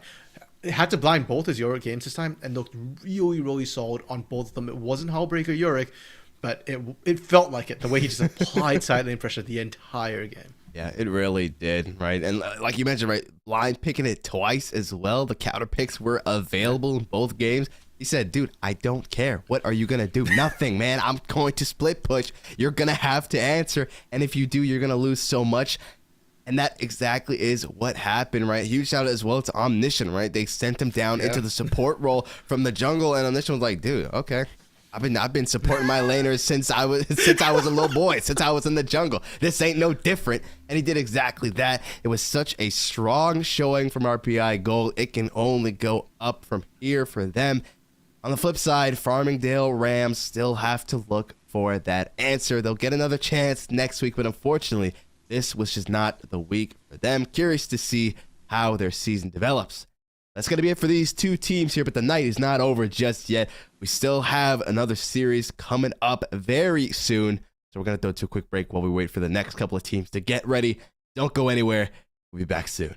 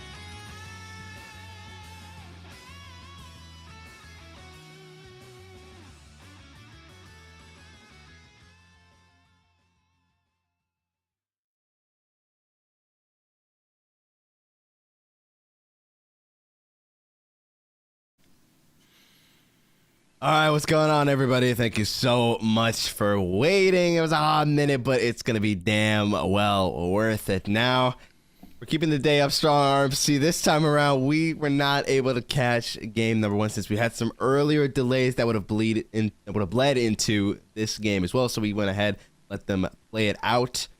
And mini drum roll. RMC, do tell me who won this thing. Okay, and the winner was St. Ambrose. Not, it was Blue Gold A. It was indeed Blue Gold A was able to pick up their first win in this best of 3 series. And while that was, I don't want to say expected, but they are the top of their division at the moment, right? They're definitely the kings there right now, so it's going to take a lot to take them out. And it was one hell of a scuffle, RMC. I believe we went 40 plus minutes in that game as well. Yeah, I believe so. It was a long one, Echo, and it certainly went back and forth as well. A very, very close game one. And partially one of the reasons why it took so long for us to get into game 2 here, because we were waiting for them to finish up game 1, but neither team wanted to give any way. And Echo, you mentioned Blue Gold A, top of their division right now with 3 wins and 1 loss, but St. Ambrose, they're no slouches either. They're at 5th right now because of a bye week. They're at 2 wins, 1 loss. So when you think about it, they're actually really, really close to Blue Gold, and a win here would propel them right up to that top. And game number 1 definitely showed us exactly that, because it's hard to really kind of, put into words how incredibly close that game was. Obviously, we got to kind of see it happen the last couple of 15-ish minutes. It was really back and forth, edge of your seat. You did not know which team was going to win it. But for those who are just joining and who don't know these teams, let's take a quick look at the rosters just to get a feel for who it is that's competing today. Over on the side of St. Ambrose, we've got Prey in the top lane, Shinigami Yagi in the jungle, Dragon Beast 7 in the mid lane, Wave Check in the bot lane, and Notebook on the support. And RMC, tell me who we got over on the side of Blue Gold. On Blue Gold here, a brand new team, a brand new school to the NECC. Sakura reigning in the top lane, Gojo Marin in the jungle there, Guo Gaimian in the mid lane, Pi on me as their bot laner, and Looper El God as their support. Absolutely. Now, obviously, it's an interesting spot that I do believe Shinigami Yagi, you were telling me, it's actually used to be, if I'm not mistaken, the mid laner, right? Now he's up in the jungle now that we see him. Yeah, so St. Ambrose, they're an evergreen team here in the NECC. They're always in here, generally performing pretty well here. And they've got a lot of changes to their roster. Their entire bot half of the map is actually new to them this year. So Dragon Beast, Wave Check, Notebook, they're kind of the players to watch a little bit because we don't know too much about them. The top side, Prey, has been their top laner for a while, big carry of the team. When you put him on a carry, he'll do just that. And Shinigami Yagi, used to be their mid laner. Back in game 1 of this series that happened off stream here, he played Silas and it felt like a race between Shinigami Yagi and Guo Gaimian as to who could carry harder. Both of them were racking up massive kill numbers, and at one point, Shinigami Yagi had a 25 stack Magi for a good almost 10 minutes in the game. Yeah, it was wild. He was going around one-shotting people like it was nobody's business. He was looking menacing, but slowly the tides turned back to Blue Gold's favor, and they were able to win a couple of decisive team fights and utilize that little bit of momentum, make things happen, get into the base. They were able to catch out Shinigami Yagi, and that kind of felt like sealed the deal for the side of Blue Gold. They were able to just march into the base and just take everything. So now, St. Ambrose Esports have another chance. Obviously, it is a best of 3 series, just like our last series. So the backs are up against the wall, but they can give Blue Gold a run for their money, as they certainly did in game number 1. Yeah, and as we touched on St. Ambrose, having their jungler as a massive win con for them. Blue Gold, we mentioned, was Guo Gaimian, who was racing in terms of kills, but a lot of it was coming off their jungler as well.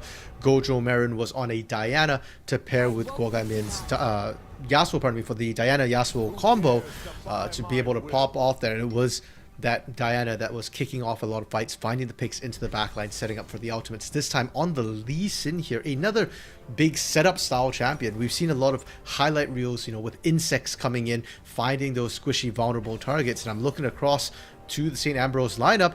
They've got a lot of vulnerable backline targets. Wave Check once again on that Jinx here, and this time Dragon Beast on a Syndra, another immobile champion, which served up by a Dragon's Rage, will instantly get popped by the lineup from Blue Gold. Yeah, I mean, we can see some of those respect bands that did end up coming through, right? They got rid of the Silas here on the side of Blue Gold. And on the flip side, right, they got rid of the Yasuo because it was especially the Yasuo and the amount of healing that was coming through that was able to keep Blue Gold alive during some of those crucial team fights, just barely holding on, but not quite falling.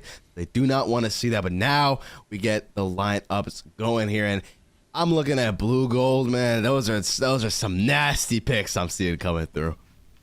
Yeah, and I kind of love the picks that both teams have gone for here because it's not a traditional composition, right? Like especially when you see champions like Jinx, like Aphelios, a lot of times you think of front to back compositions because both of these are massive hyper carry champions.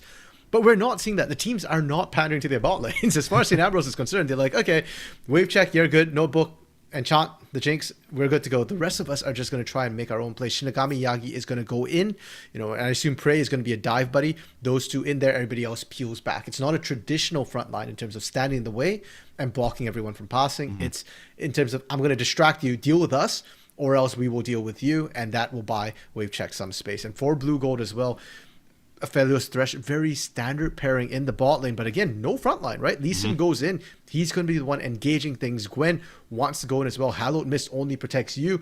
You can walk right past that Hallowed Mist, nothing stopping you. And Vladimir for Golgoymian in the mid lane as well. That is not really a champion that's going to be appealing for the team. Vladimir is going to want to go win. So it does feel like both teams kind of saying, we have agreed to just hands check each other. This is all about skill matchup. This is all about who can execute better, who's got the better mechanics in the heat of the fight. Yeah, I'm especially worried for the Gwen, right? Because I'm looking at the side of St. Ambrose really only has two members that want to get up close, right? Want to fight here with Vi and the Camille. And like you mentioned, they're the ones who are saying, oh, you got to take us out first. Otherwise, the rest of our team's just going to be chilling in the back, free firing. We got to see St. Ambrose's Jinx, right, wave check, doing exactly that. He was finding those opportune moments, just chilling in the backlines. And so I feel it's really going to be up to this Lee Sin, going to be up to this Vlad to be able to get in deep, take them out quick, take them out of the fight. That way they can't just be free fired upon and taken out in an instant. Yeah, I really do feel like it's going to come down to sort of 2v3 scenarios on both teams. And I'm a little bit worried for St. Ambrose here because a lot of their scaling power is put on this Jinx, is put on this Syndra. And the Camille Vi probably aren't going to scale up quite as nicely as the Gwen Vladimir to come through, right? So as we get towards those later fights, I do feel like Blue Gold A will have a slight edge as the game goes on. But as we know from game one here, Echo, scaling is one thing. It doesn't really matter. It doesn't really come down to who can find the better engage a lot of times, especially if we end up going to that 40-minute mark again. Absolutely. Because, I mean, last time around, I don't want to say last time around, but obviously, people didn't get to see game number one, but it was an incredibly scale-heavy comp coming out from St. Ambrose. We kind of were jokingly saying, like, this is what Farmingdale was trying to do, right? And they still ended up losing it out just because Blue Gold was able to find those angles, was able to find that crucial catching out of Shinigami Yagi, and are able to just secure these extra little tiny wins that are able to translate into just a snowball effect.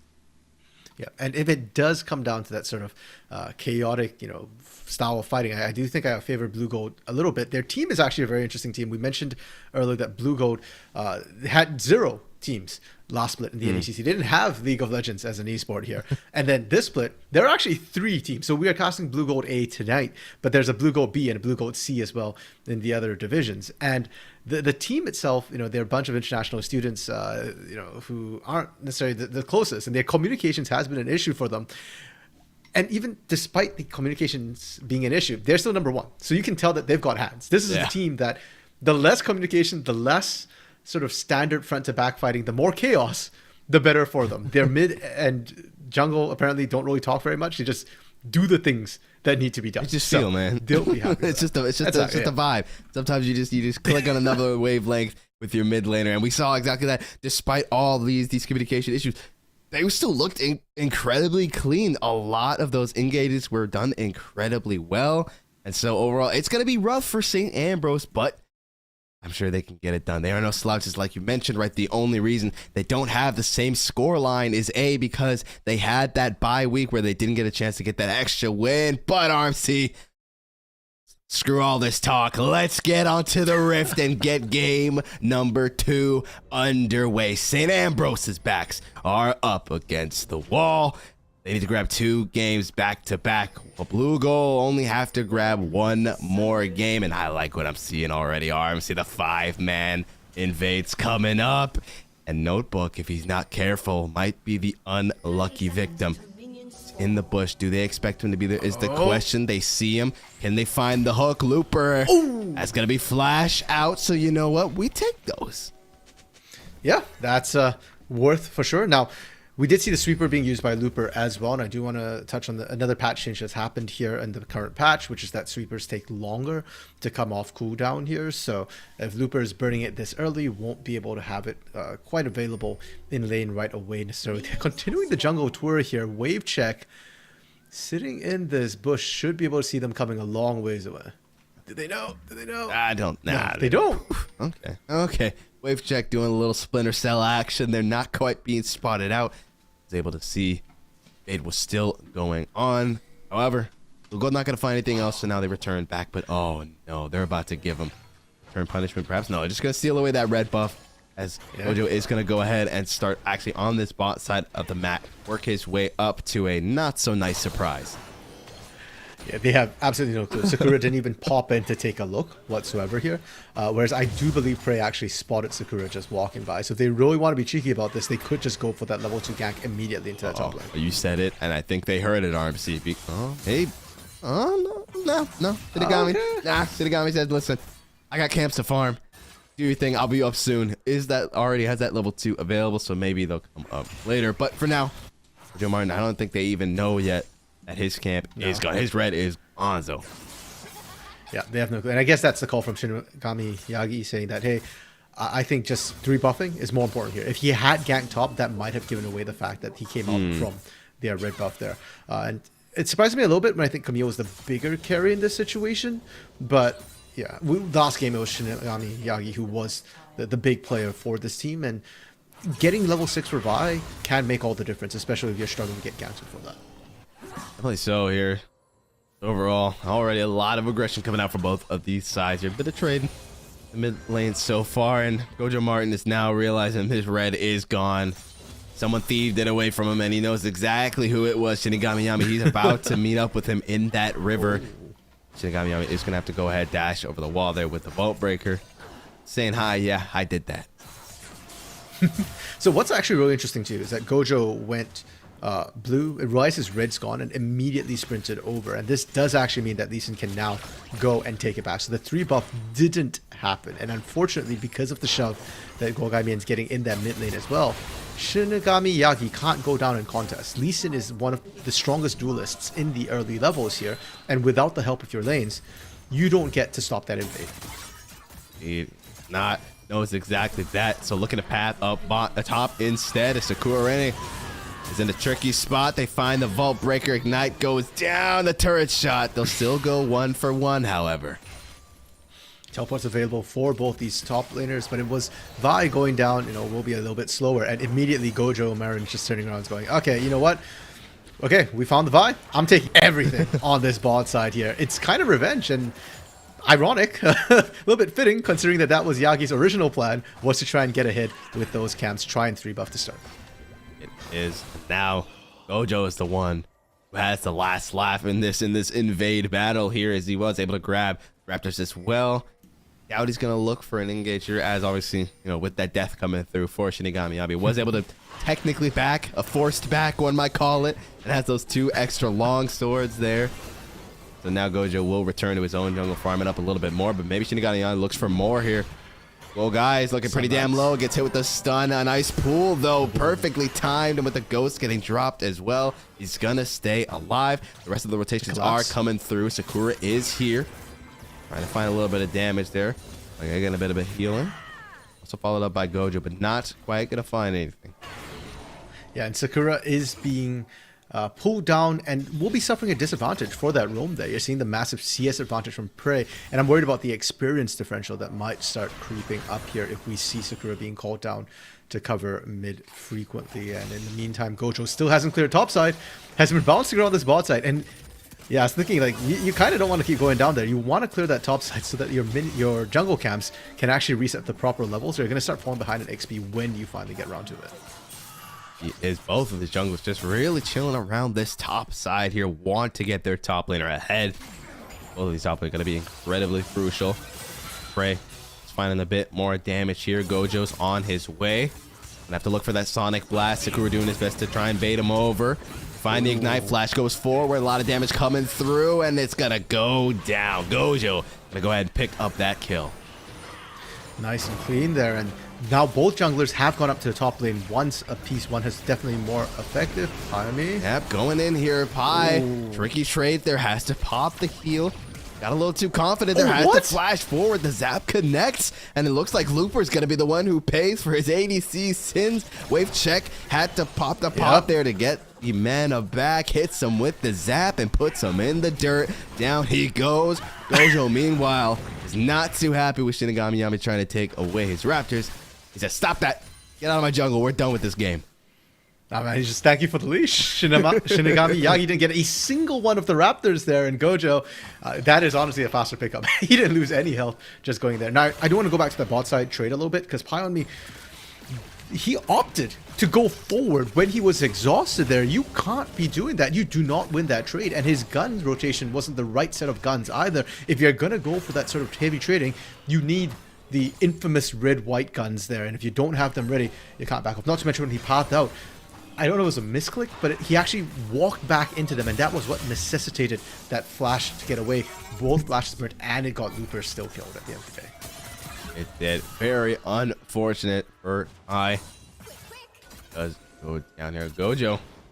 Back up on this top side once again. Looking for more here. This man loves the top side.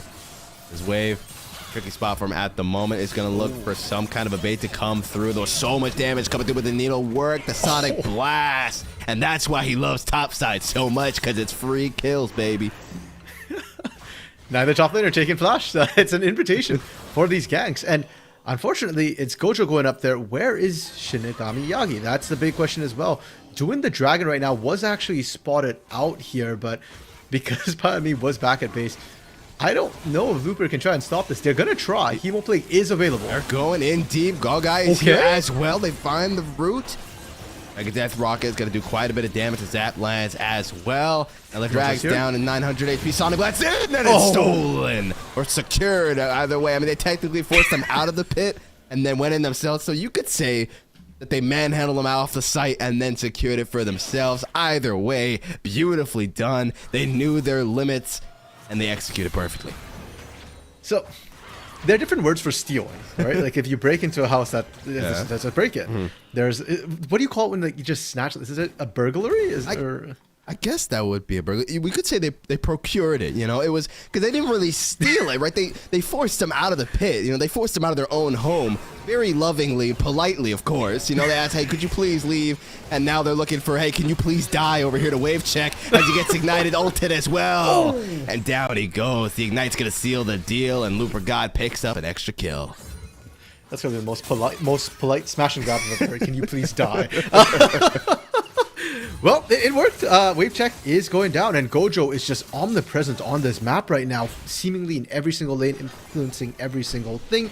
Herald being started up by St. Ambrose right now, and I think this will be the first time that Yagi is going to be able to do something without getting spotted, without getting interrupted. It is here. Now, attention might just be shifted into the mid lane here. Oh no, Prey. He's gonna look for the fight. Yes, he is. Hook shot lands, finds the stun. Next thing, it gets dropped down to buy some time for Shinigami Yagi to drop as well. Down Sakura Rainin goes. Nowhere that he could go. CC chain. CC chain. Yep, and unfortunately for Sakura, I just realized a second too late that, wait, if Herald just went down, that means Shinigami Yagi is in the area. Yeah, like, I don't want to be here. I don't win that 2v1. We've seen the 2v1s kind of go back and forth. And top lane this game, at least, Echo, is not an island. It's probably seen the most action from these junglers thus far. Tell you where I want to see some action? Mid lane right now. Wolgai Mian trying to run away with it on this Vladimir. And Syndra is not the bully she used to be in the laning phase. Vlad is getting the free skill. And even with Syndra scaling, personally, I'm more worried about this Vladimir with the later team fights, with the way I expect these fights to kind of play out, both teams kind of mashing their face into it. Yeah, Gogai's just been chilling. He hasn't even, I don't think he's even backed yet. He still has the ring, no pots to his name. He's just been eating right now, as he does eat the ult as well from Dragon Beast, but he's able to pool and heal up, and he's like, what was that, bro? Like, okay, all right, cool, I guess. Anyways, back to farming.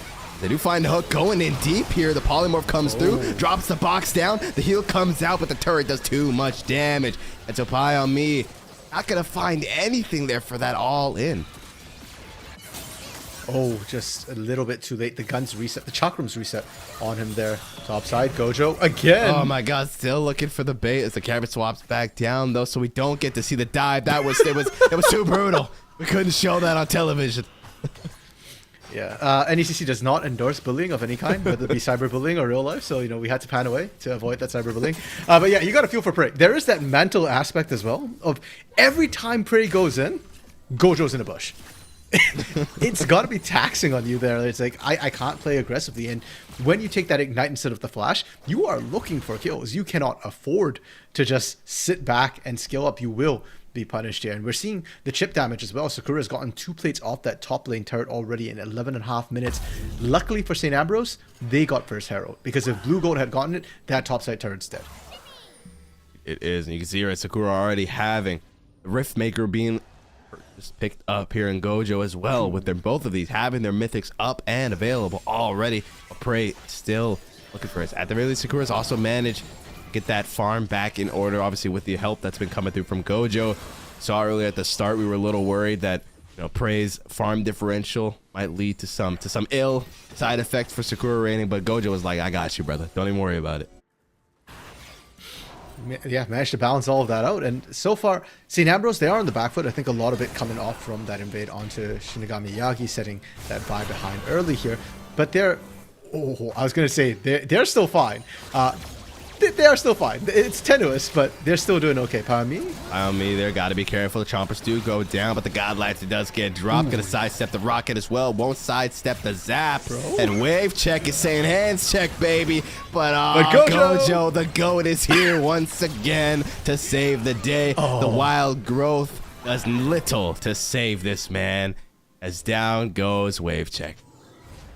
TP from Prey as well, caught into that bot lane. Going to be a little bit late, but Dragon spawning in 10 seconds here, so I'd love to see St. Ambrose kind of stick around and try and contest this. Sakura used his TP to get back into his lane, so will not have it available. This could be a 4v4 if St. Ambrose stick around. Yeah, the Herald is still available, about to run out, so they have to drop it, do their damnedest to force Guy away from this wave, and he's just telling he does not care. Now they are going to move back down to this drag here. Guys, trying his damnedest to get rid of the Herald. 500 more HP on him. Meanwhile, though, a fight has ensued for the dragon here as Gojo will go down to Shinigami. And Guy actually going to go down to Prey here. Never mind. No. Oh, get outplayed. Pool mode was activated. So he's going to stay alive. Grabs the kill. Meanwhile, St. Ambrose was able to secure the pit. They are not going to be manhandled out of there this time around. They're grabbing this drag for themselves. No, and we're seeing the teams. This is why it's so close. They're going blow for blow. St. Ambrose, they get the kill onto Gojo. They get the dragon. Blue Gold, they get the incredible limit testing kill onto Prey. And in the meantime, Sakura was split pushing that top side the entire way. Gets first turret despite the Herald drop. And Echo, for Goguaimin in this mid lane, this Vladimir pickup. This guy is an expert at the Wind Brothers. Yasuo Yone and at Vladimir. So Vladimir is one of his most played champions. I'd say even more so than the Wind Brothers right now. And it's showing. Look at that CS differential. He's double Dragon Beast. And he's kind of ungankable. Shinigami Yagi has tried multiple times into that lane. Prey thought he had it as well. And the man finally went back to base after all of that and comes back to lane with a straight up Horizon Drive. Yep. Full item, full boots, and a Dark Seal as well with two stacks on it. Bro's feeling good.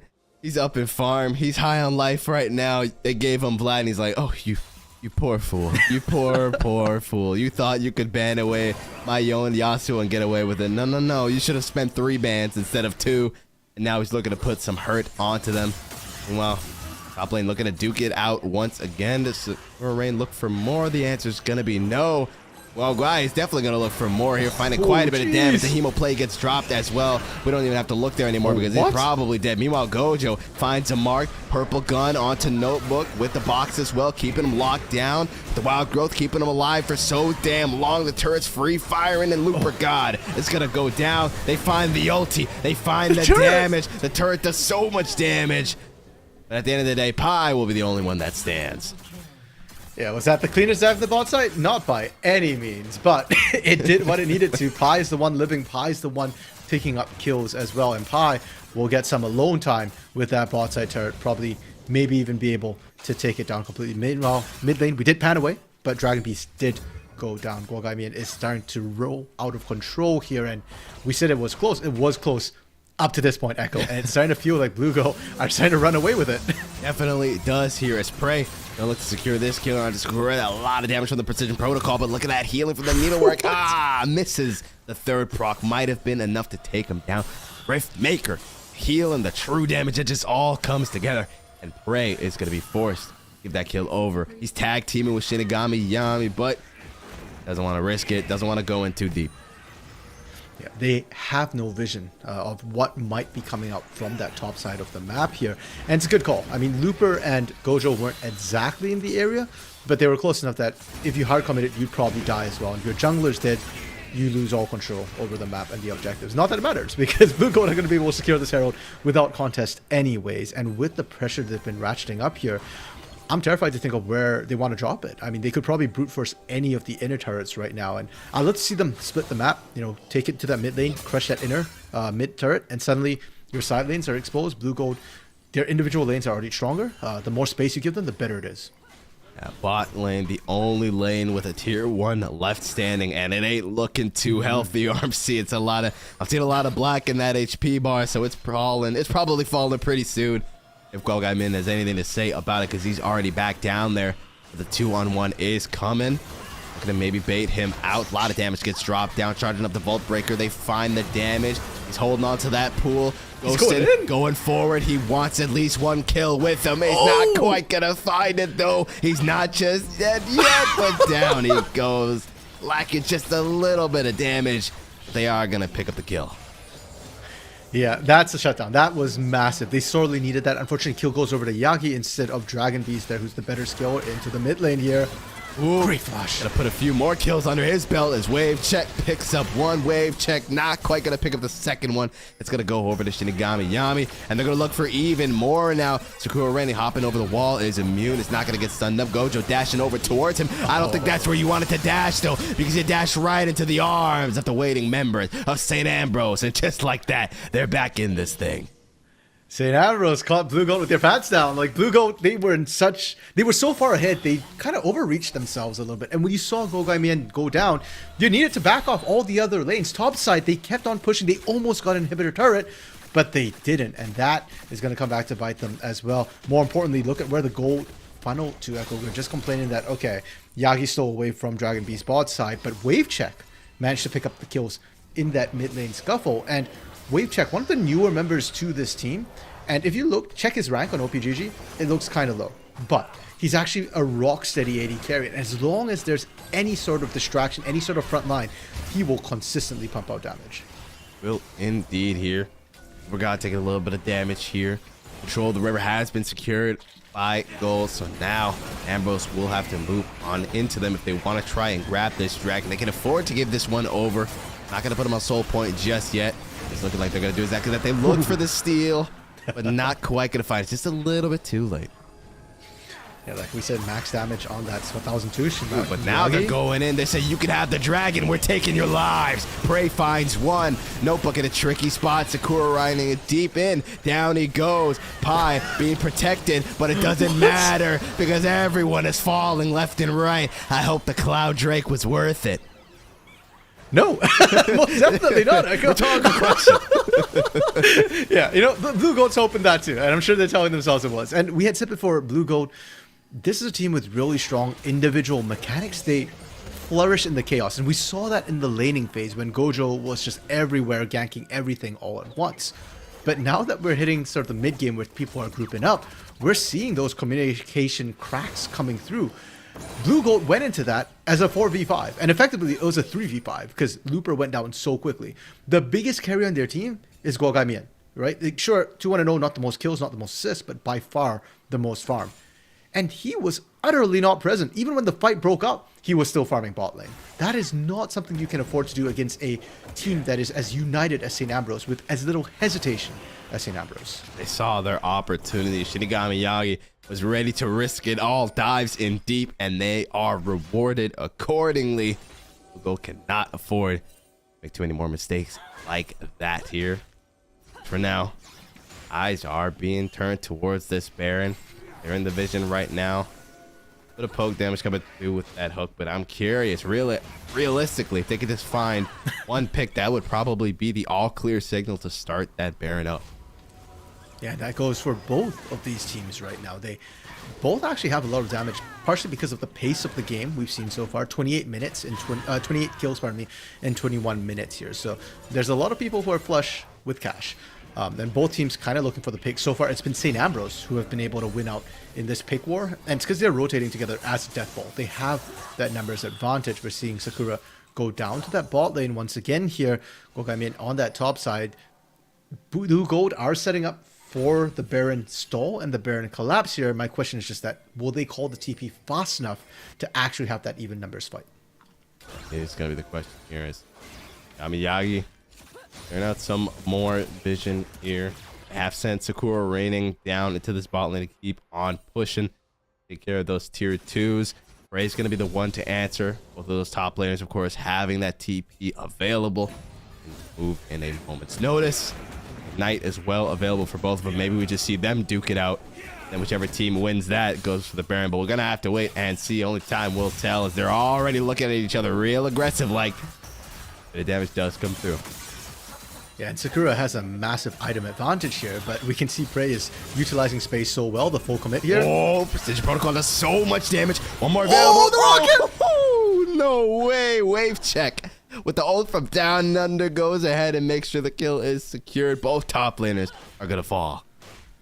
But Sakura won the 1v1 there, and that's something to keep in mind because Sakura gets the kill. Prey does not. So despite the fact that wave check is going to be scary in team fights, which is massive for St. Ambrose, it still doesn't stop that split push threat from Sakura reigning. And St. Ambrose, if you're going to be chucking all this gold into wave check, you need to leverage that gold. They need to look for another big fight here, 4v4. Oh, looks like they might have just found a big little engage here because Pie on me gets caught out and is looking to get put in the dirt. Down he goes. Wild growth on Shinigami just to be sure he doesn't go down.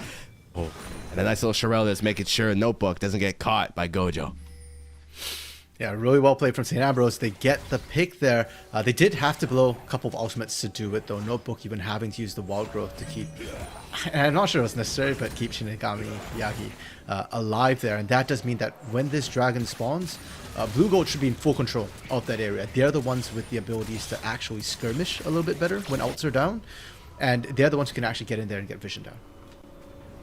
It is 30 seconds left on this next dragon. Blue Gold could pick it up. That would put them on soul point. So we might just see St. Ambrose here look to answer. Prey is already shoving in his bot side. Do we get to see round 2? I'm very doubtful about it. And Prey is going to go ahead and move into the river here. The rest of the St. Ambrose squad is going to clear out some more vision. And now Blue Gold is going to have to march head first into the defenses of St. Ambrose. Yeah, and that's terrifying for the side of Blue Gold because St. Ambrose have already shown they've got really strong team fights and they've been funneling gold towards the team fight carry, which is that Jinx as well. How are Blue Gold supposed to start this fight to get things going here? Gojo can't walk in there or he gets absolutely shredded. He's not been the beneficiary of a ton of gold necessarily. As we say that, Echo, you know, we're setting this up for St. Ambrose. We're like, they got this. It's strong for them. And they just left. I am so confused right now. I'm a little surprised as well. They opt to just give it on over. Don't want to dedicate any resources to having to defend that dragon here. Instead, they send Dragon Beast up into the top lane to keep on pushing. And the rest of Blue Gold are marching on over to this Baron. Surely they're going to fight for this, though. They're not going to give this one over without a bit of a scuffle here, as it is being absolutely shredded. Shinigami Yagi going for the flank there. Looking to set up, dashing in. Can he find it? He finds the steal. It's huge. Wild growth keeps him alive as well. Do they have the damage is the question. Shinigami Yagi's going to fall. Flash forward for Gao Min, and he finds another pick. Things are looking real bad for St. Ambrose. You got the Baron, but you're not getting out with your lives. Guao Guy is on hot pursuit, looking to find wave check. Give him a death check of his own there. Finds a bit of damage. Channeling more damage comes through, and Notebook is going to go down. Wave check is going to be the only surviving member. And the fury of Blue Gold there, Echo. They were just... they were mad and they went for it, but they still lost Baron, and more importantly, it's still on multiple members of St. Ambrose. Prey has it. Wave check has it, and Prey is desperately trying to make good on this. Will be able to take this with the Demolish proc. And yeah, St. Ambrose, it's a minor miracle that they did that, and Shinigami Yagi is absolutely cracked. Yeah, definitely. So they lose a lot of members for the Baron, but hey, at least Blue Gold ain't getting it. Yeah. Yeah, and they managed to use it well, right? They got a turret right away on it. Prey actually got out completely unscathed as well with the empowered recalls. 4 seconds. Couldn't even chase. So, Blue Gold, reality check for them a little bit. Yes, they're strong, but you still have to be careful. I'm still baffled, though, that St. Ambrose just kind of seeded everything that way. I still think they have the stronger team fight, and I'm worried that they're not team fighting with it. And it's because they're not confident. If they can't win with the team fights, you can't bank on Yagi getting there every time to steal away these objectives. And it kind of gets worse, you know, as the game goes on, because the objectives get bigger. Bad enough on that first Baron, but first Baron is often just, you know, base opening Baron or getting to the base. Second Baron is usually what cracks the game wide open. And Elder Soul, or even Cloud Soul, both of those are massive there. You can't be giving that over for free like that. You absolutely do not want to go to an Elder, especially with Guao Guy. I mean, we saw the amount of destruction that he was able to. That was definitely a wake-up call for St. Ambrose, that they got to put some respect on Guao Guy's name. I mean, he was just running through all of them, doing so much damage. Wave check, only barely able to survive because they opted to go take out Notebook instead. He was the closer target. They took him down. Guao Guy, even being only 4-1, just hit so damn hard. 3 items in his pocket already. He's up so much farm. He is a menace right now.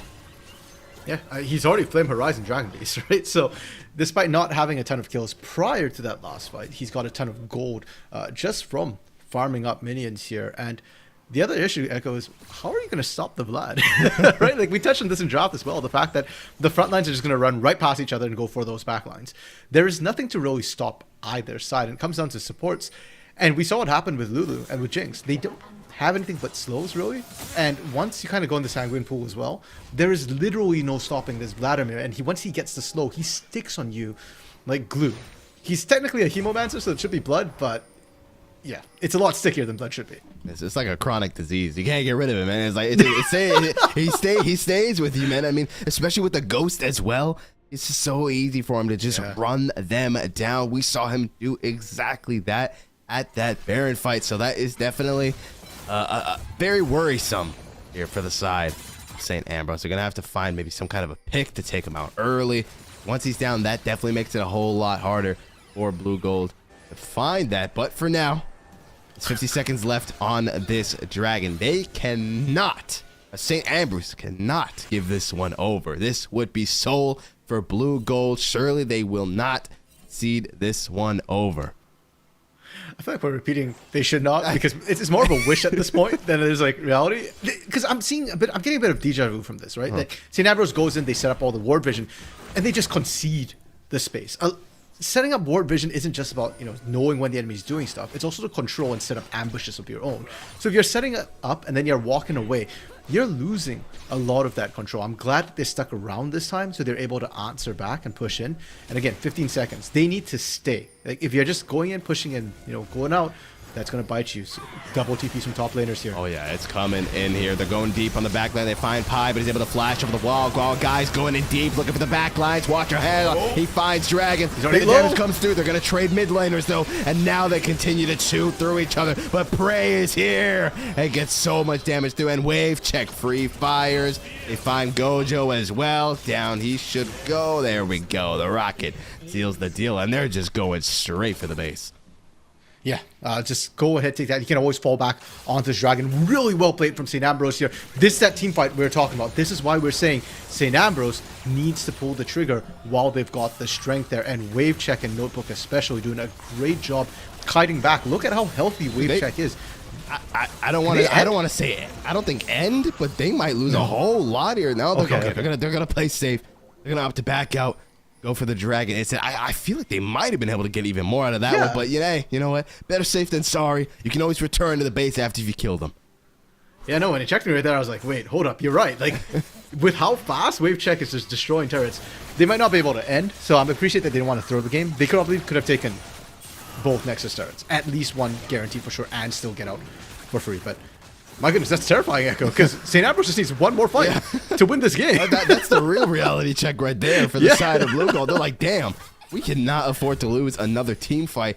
And I was a little shocked that Gold Guy ended up going for Dragon Beast instead of going for Wave Check, because that kind of got him killed, right? He ends up trading with Dragon Beast, who just sends out his ult, able to get the damage down and take him out. And that was such a huge threat from the side of Blue Gold, just gone. And St. Ambrose is like, okay, it's free money for Wave Check. He just gets to free fire now, as they have found themselves Gojo Martin.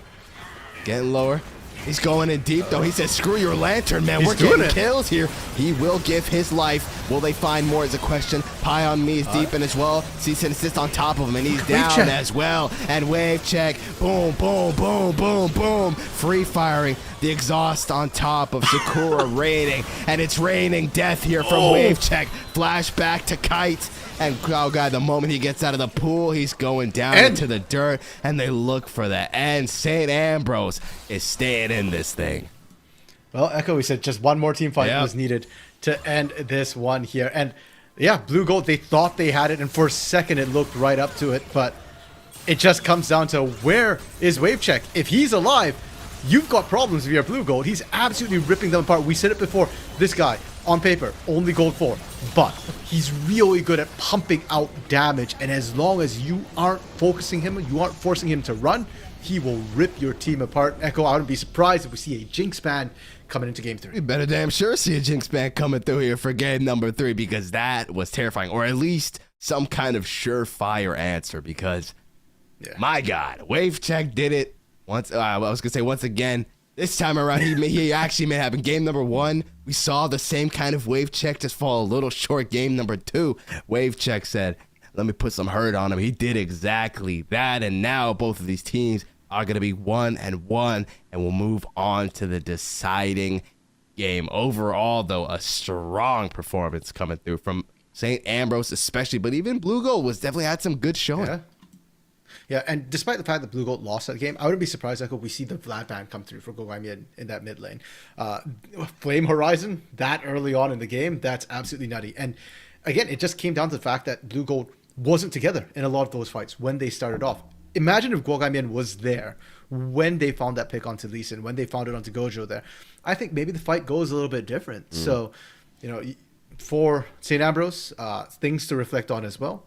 But for the most part, you know, they've found sort of their winning strategy, which is get Wave Check on something that can hyper carry the game. Shinigami Yagi still absolutely cracked, you know, kind of faded out in a little bit in the team fights, but let's not forget how St. Ambrose stayed in the game.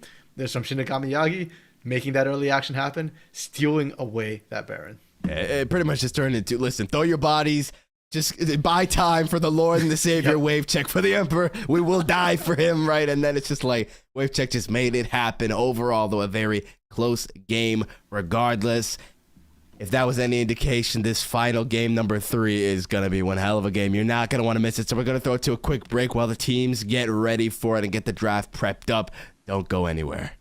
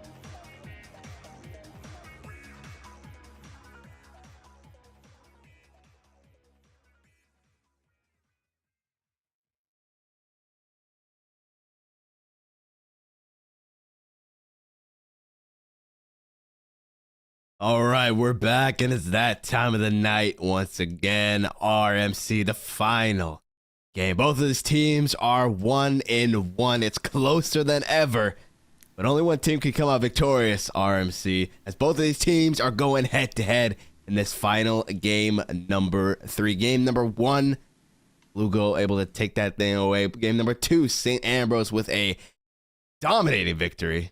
Now the question is, who could take game number 3 and take the W of the series and stay at the top of the leaderboard?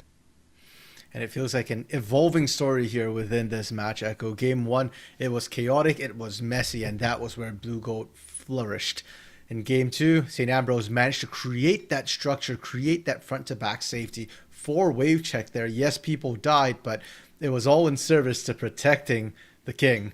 Wave check. And into Game 3 here, Blue Gold need to find a way to break that fortress open, find a way to punish wave check, or Echo, take the easy way out and just ban the Jinx. I was going to say, like, that's kind of would be the move, surely. Just get that off the board. You don't want to see it anymore. On the flip side, the Vladimir as well was putting up some numbers, putting up some moves. I would be surprised if we didn't see that banned as well, because it was menacing. It was definitely menacing here, and if I was Beast, especially in this mid lane, I would want to see it again.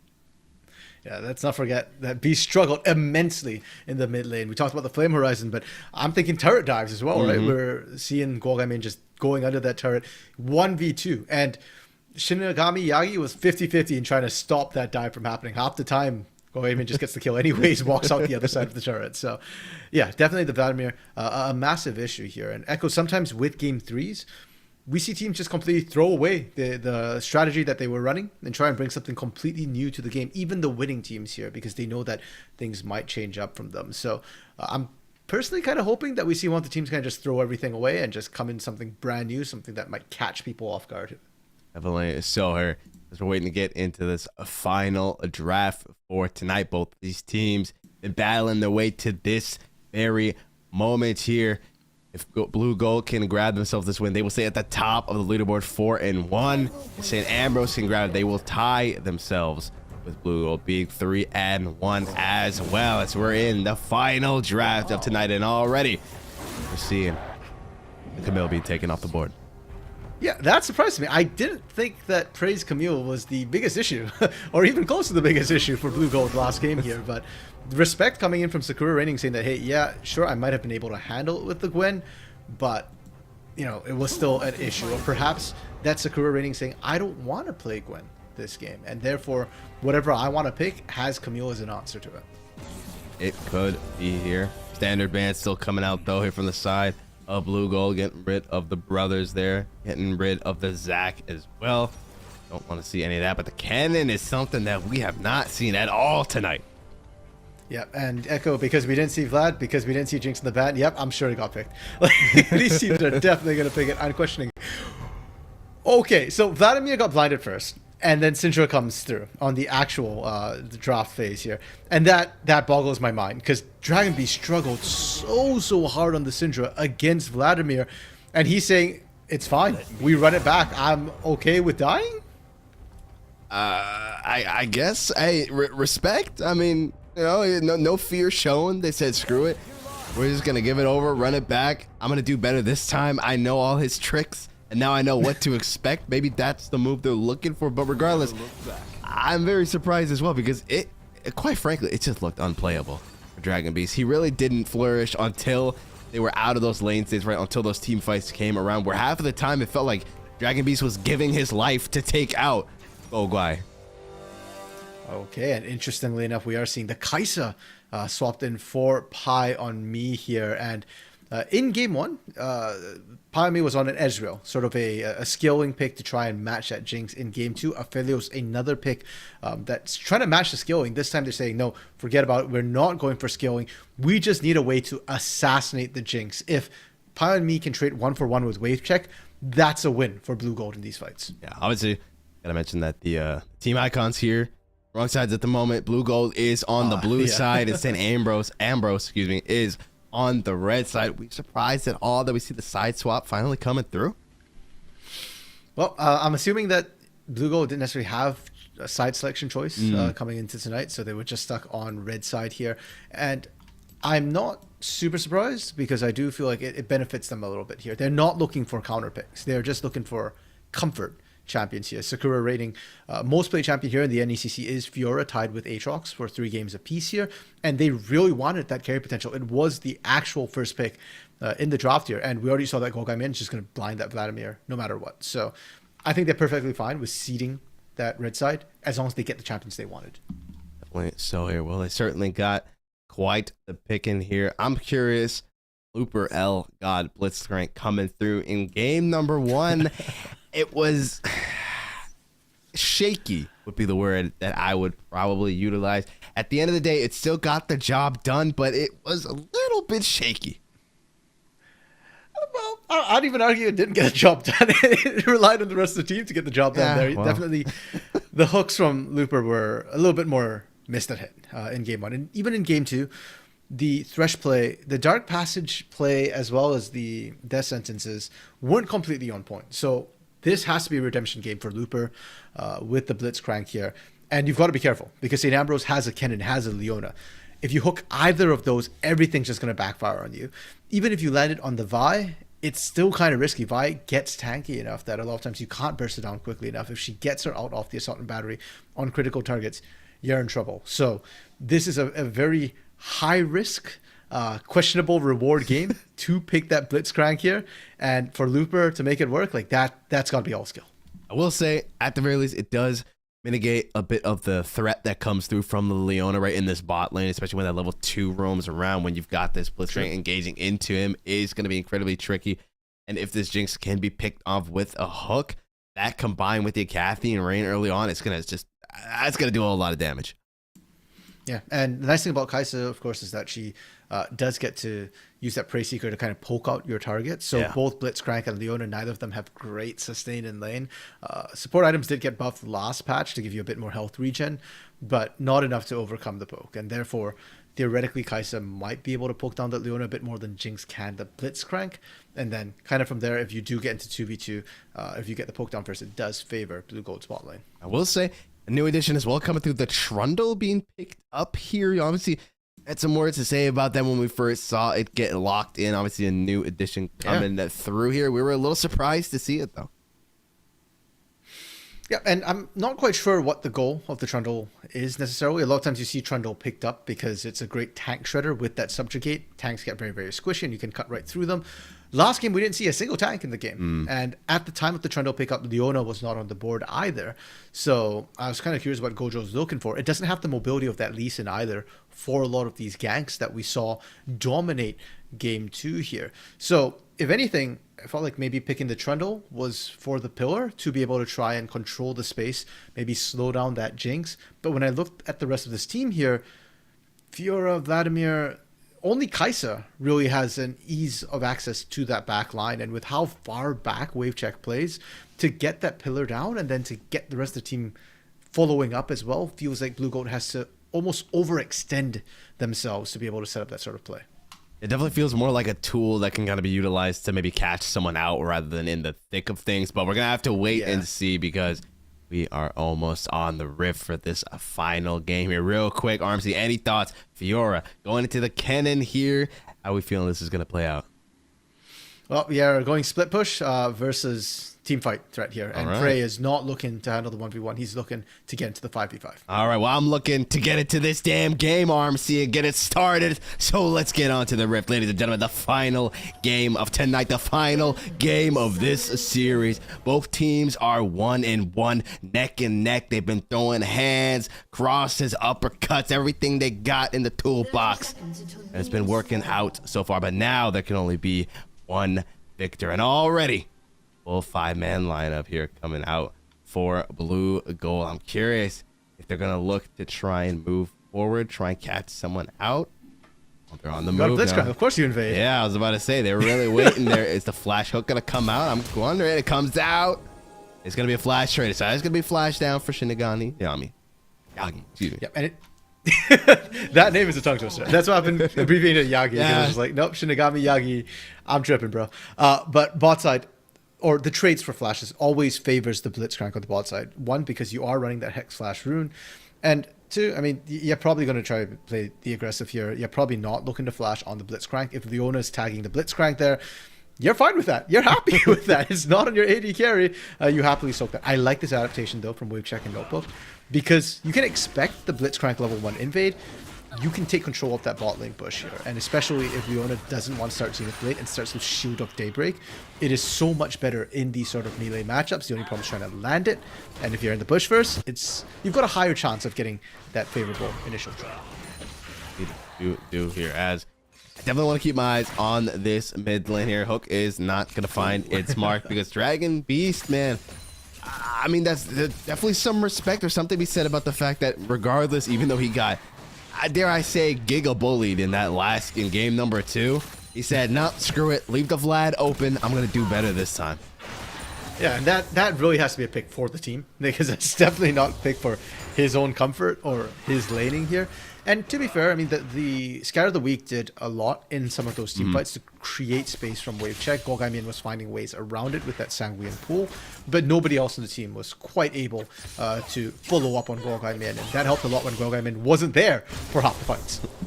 Definitely. So here, well, Golgaimin dropping the ward into the Raptor pit is going to spot out Yagi here, so they do know that he's on his way down a bot lane. Only a matter of time before he looks for something. The same can be said for Gojo Marin, also on his way down here. Curious to see, went for that 3 camp.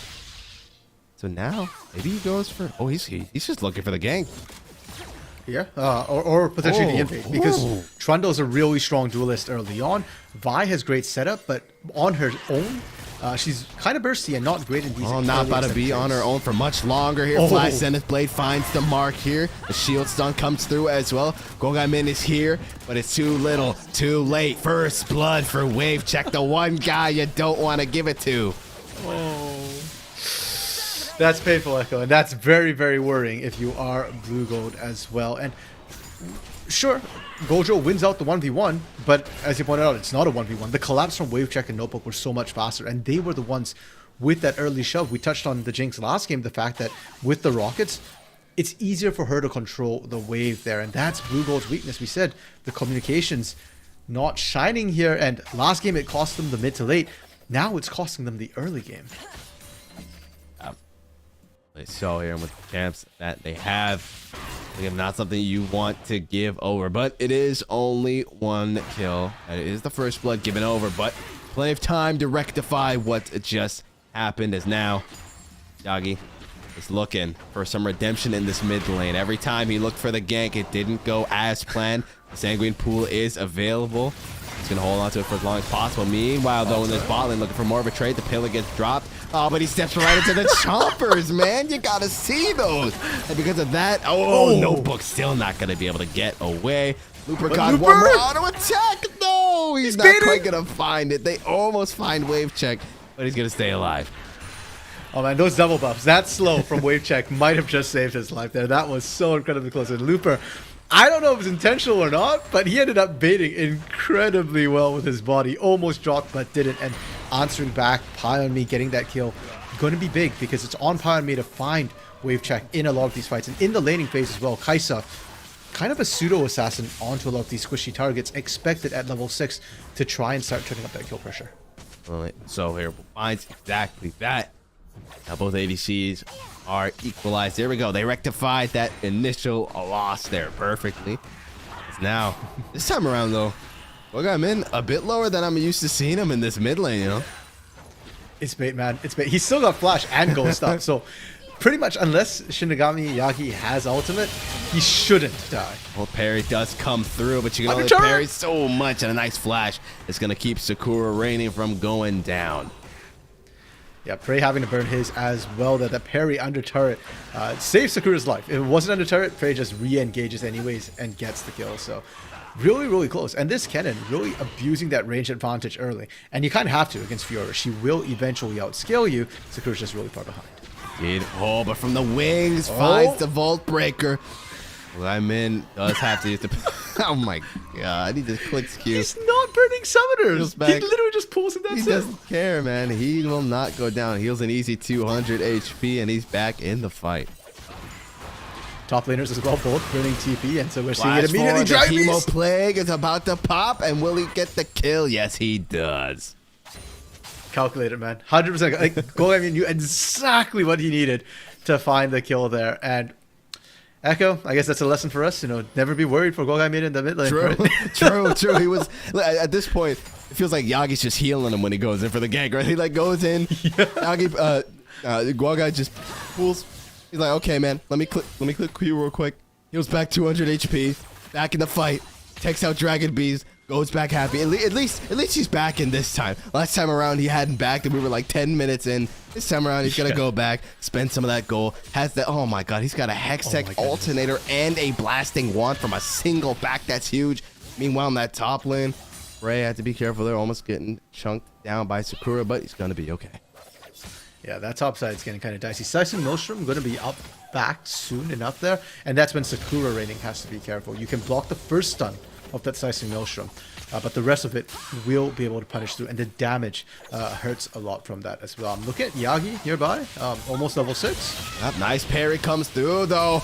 Now the parry's down, they don't find the stun, and so they are gonna go 1-for-1. Yeah, Sakura Raining felt like he was timing the ultimate because it was a pretty close run thing. They're able to burst it out immediately and get killed first, so that's huge for Sakura Raining. Sheen picked up as well now. Will go a long way towards, you know, helping out those trades in that top side. And Echo, junglers. I want to talk about junglers for a second, because we haven't seen Gojo in a hot minute since he died on that invade. He's just kind of been power farming, and he's behind. Shinigami Yagi is 6. Assault and Battery is available, and if ever there's a way to kill Golgami, it has to be when Flash is down. Surely now. And when Vile is Surely up. now Yeah. they'll find it. Still has that ghost available though. I think Yagi's just like, dude, screw this. I'm not falling victim to this again. You know, that's the definition of insanity, man. Doing the same thing over and over.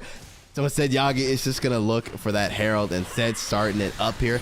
Does have to be careful because Sakura Raining is in the area, but just drops down the ward. And you're pushing into that top lane. So I'm curious if we see the answer here from Gojo. I don't think they have eyes on it, so he doesn't know that he's on it just yet. As Golgai is looking for more as well. Once again, the ult gets dodged by the Sand Queen pool. He's going to stay alive. The rocket's traveling. The rocket's traveling, but I think it found the mark. It just didn't kill. Oh yeah. Look at his health bar. Oh my god, he's alive. How? I don't know. That health bar is basically not there. Let's see if we can say the same thing for Notebook. A huge pillar forces out the flash for Notebook. They're going to stay alive. They might look for the dive here, though. Notebook knows exactly that. Ghost's going to get popped. Subjugate gets dropped. They're looking for the target, but Gojo goes down. There's no way. What's happening? They did more than mess up RMC because they're going to lose everyone on the board. Notebook's still alive, and a triple kill for Wave Check. Sorry, let's restate. Oh, hold on. Prey? Prey looking for more, but a nice parry comes through. Need some more of the marks. And they're going to go 1-for-1 here. Hold up, though. The healing coming through from the Grand Channel. There we go. The Yagi going to pick up the kill. Okay, 1-for-1 the top side. But the most important things in life, Echo, should be repeated 3 times. Wave Check got a triple kill. I'll say that again for the 3rd time. Wave Check got a triple bloody kill pre 10 minutes here. And he was the major problem that Blue Gold had. St. Ambrose, yeah, sure. Top side might be struggling the 1v1. Mid lane might be being abused. But Wave Check getting that Kraken Slayer means his bot side is a nightmare. Looper, pie on me. I don't know how you're going to last through this laning phase. Yeah, it is rough. Last time around, game number 2, Wave Check was a very big problem, but that wasn't until like mid to late game. Now he's a problem in the early game. Kraken Slayer already picked up before Pie on Me even has his first mythic item. It is looking rough. Yeah, and add Yagi to the mix as well, and suddenly bot side is completely out the hands of Blue Gold. I am actually worried for Looper and Pie on Me for even stepping up here. You do not get to stand there. Herald being dropped for pressure, and never mind. I thought it was for pressure so they can go for Dragon. They might just push in and push Pie on Me, and Looper got just completely out of that turret. If they will, they're about to show him how to do a dive correctly here, possibly. Yagi is chilling, lending some proximity. Probably just gonna look for that dragon now, surely, as they're just gonna send Godu on up into the enemy jungle, look to counter jungle a little bit, grab some camps for himself. Really all he can do at the moment, as this drag is gonna go ahead and be started up. Arrow crashed in. Got some extra money here for Yagi and Wave Check, and that's about it. And I think for Gojo at this point in time, when you're behind as a jungler, you can't really help out your lanes that effectively. So instead, go to your winning lanes. Pray. Yep, go to winning lanes, and I'm looking to find one here in this top lane. The flash forward, trying to get those vital procs, but it's not going to be enough. And Prey picks up the kill. Interesting. Gojo was going to that winning lane, and he was about to gank, but just a second too late because he wanted to finish Krugs, and Prey playing that incredibly well. Kennen is not really expected to be winning the matchup as the game goes on. I guess Divine Sunder hasn't been completed yet for Sakura. Once that is, then I don't expect that we'll see this sort of burst coming through from Prey. I don't expect to see that sort of 1v1 win coming in quite as easily. Definitely not here. Wave check. Picking up even more platings now. Sitting at a nice 104 farm. At least the farm is still equalized, but it's just those 4 kills, man. That's like an extra 1,200 gold in his pocket here as the junglers are facing off now. And Yagi's getting the better of the tray, finding a whole lot of damage. The rocket! Oh my god, just buying time for him. Yagi flashing over the wall. Gonna look for more. Gonna try and give his life so that at least Dragon Beast can find the pick here. Sanguine Blade gets dropped, not Blade, the pool. And then, oh my god, what? Yagi. That was perfect layering up the CC there. Every single time Golgamian tried to do anything, it felt like he was getting knocked up, getting stunned. Sure, the Unleashed Power didn't find the kill. It did not matter. Looper looking for the hook. He finds it. It's going to be onto Notebook, though. Just going to drop the ulti. Ignite goes down as well, and that's just like you mentioned, right? You hook in this Leona, you're not going to get too much for it. No, and on top of that, Notebook didn't even draw turret aggro because he was outside of turret. There were minions in as well, so not quite able to find the kill. It might force it back onto Notebook, though. Notebook is really, really low, and if Wave Check is under turret, I wonder if they can actually pull off the dive here. Part of me thinks that it's going to go very poorly, like the last one did. But at the same time, Jinx, for all the damage she does, is still very, very squishy. She is here, but like a real support, Notebook doesn't back until Wave Check does. Gonna make sure that absolutely no harm can come to him. Now 5-0. Oh lord, picking up that BS, or you know that IE is coming up next. I'm more terrified of the Berserker's Greaves that are sitting there, because now Wave Check can actually run down targets as well. And before this, it was like, okay, we'll trade quickly and then try and disengage. Now, no, you don't get a run. Flash from Dragon Beast to escape Gargoyle. He's just, I mean, that guy's just so terrifying, man. He's like, he will kill you. He will not hesitate. Well, I guess he hesitated in that he didn't flash immediately. True. But yeah, no, he's going to die. I bet you he's holding that flash. As soon as Dragon Beast hits 50%. Oh, yeah. Yeah. It's silly. It's silly. Absolutely the turret dive. He's a psycho like that. As now Yagi is back in the spot lane once again. The zap finds Pi on me. The Chamber's not quite going to get him, but it doesn't matter. There's so much CC. Yeah, you can Killer Instinct all you want. You're still going down. The turret's down as well. And now Wave Check's excited. He smells blood in the water, and he's going to get a triple surely. Yagi picks up 1. Wave Check picks up 2. Wave Check is godlike. That's got, like, you know what? No other commentary needed. Yeah, here's the dive. There it is. The dive comes through. The Hemo Plague burst. Not quite going to find the damage needed. I'm going to just say that flash is still available, but... True. I'm not going to look for it because Wave Check is there now. That's, you know, it's a tricky spot when the ADC is the one scaring off the mid laner. You know, that's how you know that things are not going well right now. Yeah, and this zoning provided, again, the boots, right? Unfortunately for Golgamian, he can't quite get into range. The movement speed's fairly equivalent. So for him to get in Q range, you're eating rockets the entire way. And that is a major difference between last game and this game. Last game, Blue Gold were still strong at this point in the game. They still had threat. Whereas now, wherever for St. Ambrose Wave Check is, that's your strong point on the map. Like, nobody can really contest you. Wave Check is now going to hold mid lane against 2-3 members at the same time. Oh, it's looking rough for Blue Gold. They might just be dropping their top spot in the division if this keeps up. St. Ambrose does not take no for an answer, because they are running them down right now. The bait coming through here in this top lane. Look at the damage from Yagi. Prey just backs off and says, have fun.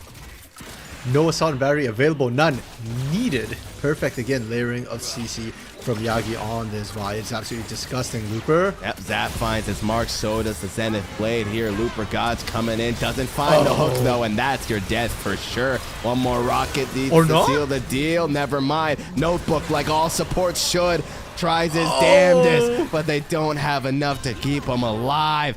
And now that Golgaya has been awakened. He's here to wreak havoc. Assault and battery over the wall, though. And Yagi's gonna put him in the dirt. That's for my ADC. He's looking for more, though. Gojo, step too far forward. The hook is gonna back him off, but now Looper needs to run, and Dragon Beast is gonna pick up the pick instead. And a flash forward, Yagi finds another victim.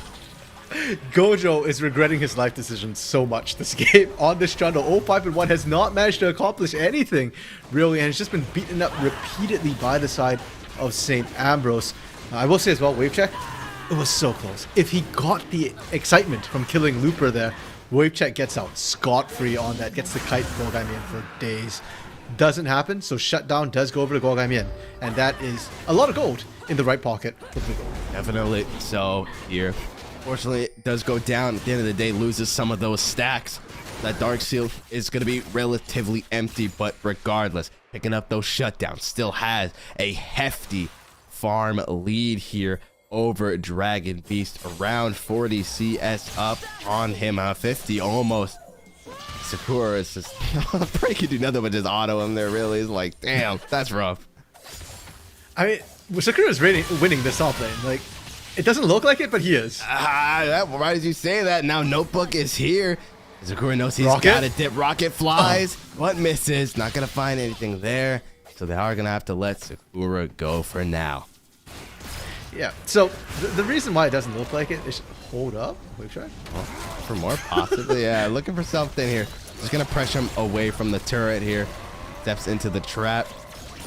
Let's find the pillar, but that's about it here. That turret is still healthy. They're not able to take it out as Dragon Beast is looking for that bot tier 2. Okay, so a couple of things there. We'll start with the original point top side. The fact that Sakura Reigning is winning the 1v1 prey. Almost every time he gets the kill, it's because somebody is backing him up there, whether it be Shinigami Yagi or, as we saw, Notebook roaming up. And the other point is the mid lane, wave check, is vulnerable. We said this before, Jinx very, very squishy. She needs to be babysat, even when she's fed here. And you do not want her to kind of have to deal with specifically the Kai'Sa or the Blitzcrank alone. Either of them, if they land sort of the hook or the long-range poke there, they can very easily follow up and punish this isolated Jinx. For all the homies joining us right now from NECC, you're getting to witness right now what we were going to mark it as the most close match of them all so far. But right now, never mind. Look at that. Pile me just gets absolutely annihilated. It was looking like game 3 was going to be super close. But right now, St. Ambrose are just running away with this thing. They're grabbing the tier 1 in the mid lane. Prey's doing his damnedest to grab that tier 2 in the top lane as well. No luck at the moment. Looper finds... Oh, so close. Almost found the max range hook. And despite the fact that St. Ambrose is up like 8,500 gold, Prey, hold up. Prey? Okay, he's out. Yeah, despite the gold lead right now that St. Ambrose have, Echo, it feels like we're one hook away from the game turning, right? Like, if Looper can just find a target, even if it's Notebook here, it could be the start of a turnaround. Golgai Mian is still really dangerous, still up almost 60 CS, so not a ton of kills under his name, but enough gold. And Sakura Reigning, I am waiting for this Fiora to join the fight. I know she's doing her best in the split push right now, but I feel like if she can get a couple more kills, if she can get into a fight and turn tides for blue gold here, anything's possible. So gotta remember that Blitzcrank hook is what sealed the deal in game number 1 for blue gold. Found a great pick on Yagi, and we're able to translate that into a win. Looking for that, but wave check has been doing a great job weaving in between those minions, staying out of arm's reach here, so that Looper isn't able to grab onto him. Baron on the board now, Echo, and that might have been what St. Ambrose was waiting for with that Infinity Edge, with that Kraken Slayer. Wave check will melt quite quickly through this Baron here. They've got the vision set up, but they're not doing it. They're just kind of waiting a little bit here. Maybe they don't feel comfortable. It is one of the places where teams throw most often. I mean, also, I just feel like, obviously, St. Ambrose have definitely shown that they They possess a lot of restraint and poise, right? Game number 2, I had called that surely they were going to end the game when they got that initial team fight, but they said, no, we are not going to risk anything. We're not going to, for fun, flip anything just yet. We are going to play our game slow and steady. It's been working out great for them so far. Hell, they're doing amazing in the early game. Now in the mid, they're doing great too. If they can keep this up, they'll be doing great in the late game. It's dragging up in 40 seconds as well. I don't think they're going to sit that one out.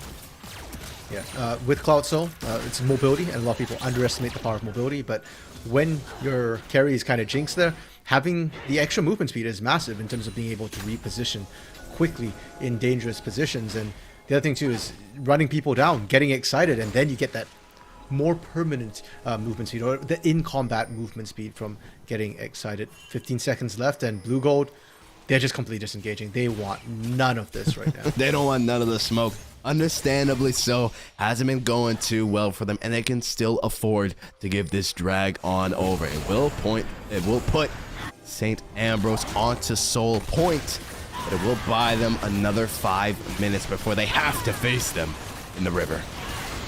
Now, my problem is, Echo, that I don't know if time is favoring Blue Gold here. Like, Wave Check is just getting stronger and stronger. And whilst Sakura Raining is doing well in the 1v1 against Prey, it's not like your Fiora is going to get that much more dominant in the next 5 minutes on that side lane push. They're already bullying out Prey here. Whereas Prey, he's going to get scarier in that team fight. And 1v1 versus a 5v5, I'm going to take the 5v5 strength every time. Definitely so. And I mean, Prey's been doing a great job of just answering Sakura Raining, right? I mean, that tier 1 is still standing relatively healthy. Yeah. Sakura Raining has not been able to push towards it. This Baron down to 2k HP. There's not going to be anyone there to answer it. Looper God can do nothing but watch as down it goes. Dragon Beast pushing this bot lane. That's pie on me. Yeah, look, I mean, he's got to be scared. He know. Oh, he's trying to get the minion. No. Oh, okay, still got it. Getting secured. Okay. +1. I just don't know why you're sending the Kai'Sa to try and deal with this. I understand you're trying to funnel farm into the Kai'Sa, but that's like one of the worst lane assignments you could go for, because Dragon Beast can not quite one-shot pie on me, but from 60 to 0, I think definitely doable with that ultimate. It's rough, and Blue Gold not finding any advantages. They give up that Baron, and the Baron, not only does that Dragon Beast now push more freely if you're gonna try and match with Pie on me, but in the top lane as well. Prey will have a much easier time just holding that lane, the 1v1. The split push is not an option for Blue Gold while Baron's up and on St. Ambrose. For that lane. Here Gojo getting bullied out of his own jungle. And look at 3 levels down, yeah, man. it's rough. There's not too much Gojo can do there. That's a watch as this blue buff falls. Maybe they look for some kind of a hook here at the moment. The forces are spread rather thin. Right in that top lane, pushing it down, answered by Sakura Raining. Beast still chilling in that bot lane here. Looper is going to go ahead and back off. Yeah, the brute force siege coming through from St. Ambrose with a bit of a 1-3-1 split here. And for Blue Gold, the people who need to watch is Golgaimian specifically. If that Vlad is not moving, doesn't matter if Looper can land a hook here. They don't have enough burst damage to actually kill Shinigami Yagi. Heck, I'm not even sure they can actually kill Dragon Beast or Wave Track fast enough. Let's see if Prey can find the kill here, as they do find a hook onto Yagi, and they are able to grab him. The shutdown goes to Gojo. Notebook trying to stand this to keep him alive. Might just have to pay for his jungler sins. Can they find another hook? Yes, they can. And that's going to be another kill going to the hands of Pi, and there it is. That could be the start of the turnaround.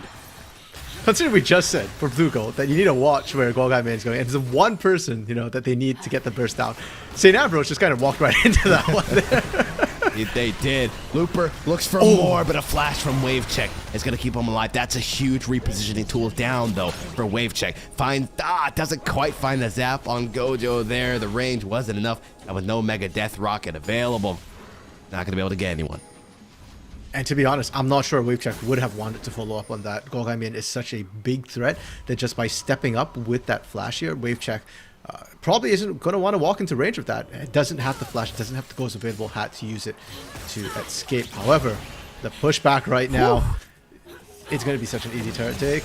Oh, okay. Oh, that was probably the most convenient time to drop a turret there. Golgaimian showing himself. Wave Check was like, nope, I am out of here, man. All planned. Like, they knew. Wave Check knows one shot and I get the speed boost. And if I get Pi on me, I get speed boost. So hence why, we're seeing them step up without that protection there. Baron buff now worn off here, and Prey is probably the most vulnerable person on St. Ambrose right now because he is constantly in that split push position, and he's not really a split pusher.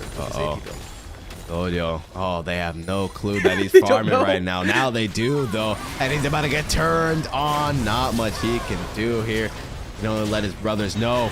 Sakura Raining is here, but it's going to be too little too late now. He's just like, sorry, brother. Nothing I can do for you there. And they're able to catch out Looper. God, Pi on me. He's got to dip. He's got to run for the hills. The rest of St. Ambrose is looking to march into the base here. Starting up on this tier 3. It's going to go down. When Wave Check gets excited, you have to back off. You cannot risk it. With Looper being down, that's a huge tool off the board for them to find an early pick. Well, Echo, this interesting composition from Blue Gold here where it felt like they wanted a hand check is starting to backfire a little bit. The only lane that has an advantage is that mid lane for Golgamian, and Vladimir, ironically, is sort of the one team fight champion that they have. Nobody else really is wanting that full 5v5 with those big scrums of everybody's following in. And more importantly, Sakura Raining is far behind enough right now. The split push is not a threat. And Pi on me, you pick this Kai'Sa specifically for the assassination threat, the ability to take out Wave Check. Pami's not even threatened Wave Check a single time this game, and if anything has been held back by Dragon Beast. At this point in time, if you Killer Instinct into Jinx, I don't think Pi wins that. I think Wave Check actually manhandles you. Either way, it is definitely a one-way trip. We can agree on that for certain. Whether or not Pi on me wins out, also a rough one, especially with that Gale Force as well, right? Gonna do even less damage with those autos, more of that repositioning tool. Obviously has to have some lethality with it. But regardless, it would be a one-way trip, and you definitely don't want to lose your ADC just to take out Wave Check. But regardless, still got to keep our eyes. Go-Go-Min. At the moment, he's been rather quiet. He's been plotting, man. He knows something's coming. And with Looper got back alive, they look for the hook, but they don't quite find it. The reaction time is there from Yagi. Board down as well. Now they know Looper is there.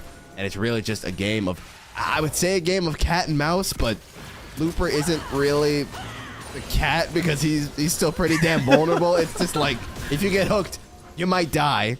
But if you're able to catch out Looper, you might just be able to kill him, as they do go ahead and find Notebook, but that was not the member you want to pull in. Wave Check finds one. Wave Check kiting back. They find two. Looking for three. The Hemo Plague does get dropped. Flashing forward. He's on top of Wave Check. And Go-Guy, he was plotting. And now his plan sees resolution. Yagi has got a dip. Going back in, looking for damage, but it doesn't matter.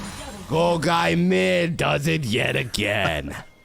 Blue Gold, just when you think it's all over for them, they find the amazing ways in. I was actually really worried. That's a choke point against a Jinx there, but it was also a choke point for the Jinx, and Wave Check kind of getting caught out a little bit there. Now, they get a whole bunch of kills. Great. The question is, what else can Blue Gold find on the back of it? Because they did lose 2 turrets on that top side, and more importantly, one of them is an inhibitor turret. That inhibitor on the top side right now is undefended, and St. Ambrose, a lot of these lost fights have been numbers disadvantage. Prey wasn't there. That was a 4v5. Is Prey is there, you don't see them get past them that easily, especially not in that choke point. So here we've already once again reached that point, at least for the side of Blue Gold, that losing a team fight will mean defeat. Wave Check can clear those turrets like it's nothing the moment he gets excited. While Blue Gold probably still has to win 1 or 2 more team fights if they want to be able to close this thing out. They still have a lot of turrets to chew through. Hell, all the 2 tier 1s are still up and available. Yeah. They've only got 1 turret all game. Yeah. It was the mid-outer. That's literally the only one. Granted, if they can ace at Baron and pick up a free Baron, maybe they can push the end. But as you can see, Blue Gold, they have vision. Gone. It's not like they don't know St. Ambrose are doing it. They just decide that we don't want any part of this. And frankly, probably the right call. Absolutely. Oh no, Pi. Cease and assist goes forward. Is able to use that Killer Instinct to stay alive a little bit longer. Looper doing his damage to keep him alive. The flash to not get hit by Scout of the Week is going to keep him alive for now. Gojo has got to fall back. They have to hold the line. The empowered minions are here. They're knocking on your door. Golguai, now would be the time to make something happen. Dashing forward, they find the hook. But the first turret is down. A lot of damage coming through. They're trying their damnedest. They take out Sakura. They do find Notebook, but that's all they're gonna find. Wave check, wave check, wave check. And with that, ladies and gentlemen, St. Ambrose absolutely annihilate Blue Gold. Grab game number 2 and grab another W in the spring split. And with that, St. Ambrose move up in the standings here. 3 wins, 1 loss. Because of the bye week, they're going to look a little bit behind, but effectively they are right at the top here. And Echo, Blue Gold, they failed the wave check, so they're swept away. They did indeed fail the wave check. Unfortunate. It was just, some would say it was over the moment that wave check got that triple in the bot lane, and it seems that they were right because that really just started it all. My God. And the craziest part is that initially, wave check wasn't even someone we were planning on looking at. We thought for certain that the bot lane of Blue Gold was going to run circles around St. Ambrose's bot lane, but no, sir. They did not come to play. Not at all. I mean, when I spoke to Blue Gold's manager, they were like, okay, pardon me, not Blue Gold's manager. When I spoke to Iggy, St. Ambrose's manager, and they said we've got a lot of new rookies, a lot of plucky young rookies, hungry for wins here. And I asked him, which one do you think, we should be focusing on? And he was like, they're all pretty good. But I think, Dragon Beast maybe a little bit. And I'm like, okay. So yeah, wave check wasn't really the one I was looking at. But after this game, all eyes on this. And St. Ambrose, the ranks don't mean anything to this team. The teamwork and coordination are epic. Because wave check might be the one who's going godlike in these games. But as you can see, if he's on his own, he's punishable. It's how the team plays around him, and especially towards the end, that when Prey finally joined the rest of the fight, that's when you really saw St. Ambrose pop off. Absolutely. Yeah, they're hungry for wins. They eating good right now. That was a hard-fought victory. It was looking rough at times here earlier on the first couple of games. Game number 3, they said, listen, we got y'all downloaded like an ebook. And they just ran through them like it was nothing. They pick up the win. And even though it was a very commanding victory in game number 3, there were still some really good showings, I would say, from Blue Gold, especially from Golguai Min. I mean, he was playing his heart out, trying his damnedest, going in deep whenever the opportunity presented itself. Yeah, or even the top lane. Sakura Raining, like I said, was still winning the 1v1 right up to the very end there. Even then, Prey was still struggling a little bit. And I feel really bad for Gojo Marin, especially, because if this series had ended on game 2, Gojo Marin looks like a god, right? His Lee Sin play in the beginning, just everywhere. Then we get to this game 3, he picks a Trundle. And I don't know whose call that was, but the Trundle feels that's not the way you want to go out, man. Yeah, was not the move. Didn't work out for them, unfortunately. It seems even the Kings can stumble sometimes, but they've got plenty of chances to redeem themselves in the coming weeks. But that is going to be it from us here over at NECC2. RMC, thank you so much for casting these lovely games with me. Thank you guys so much for sticking around and watching. I know there were a lot of long pauses, but y'all stuck through it, and hopefully it was well worth it. That was one hell of a series that we got both times around.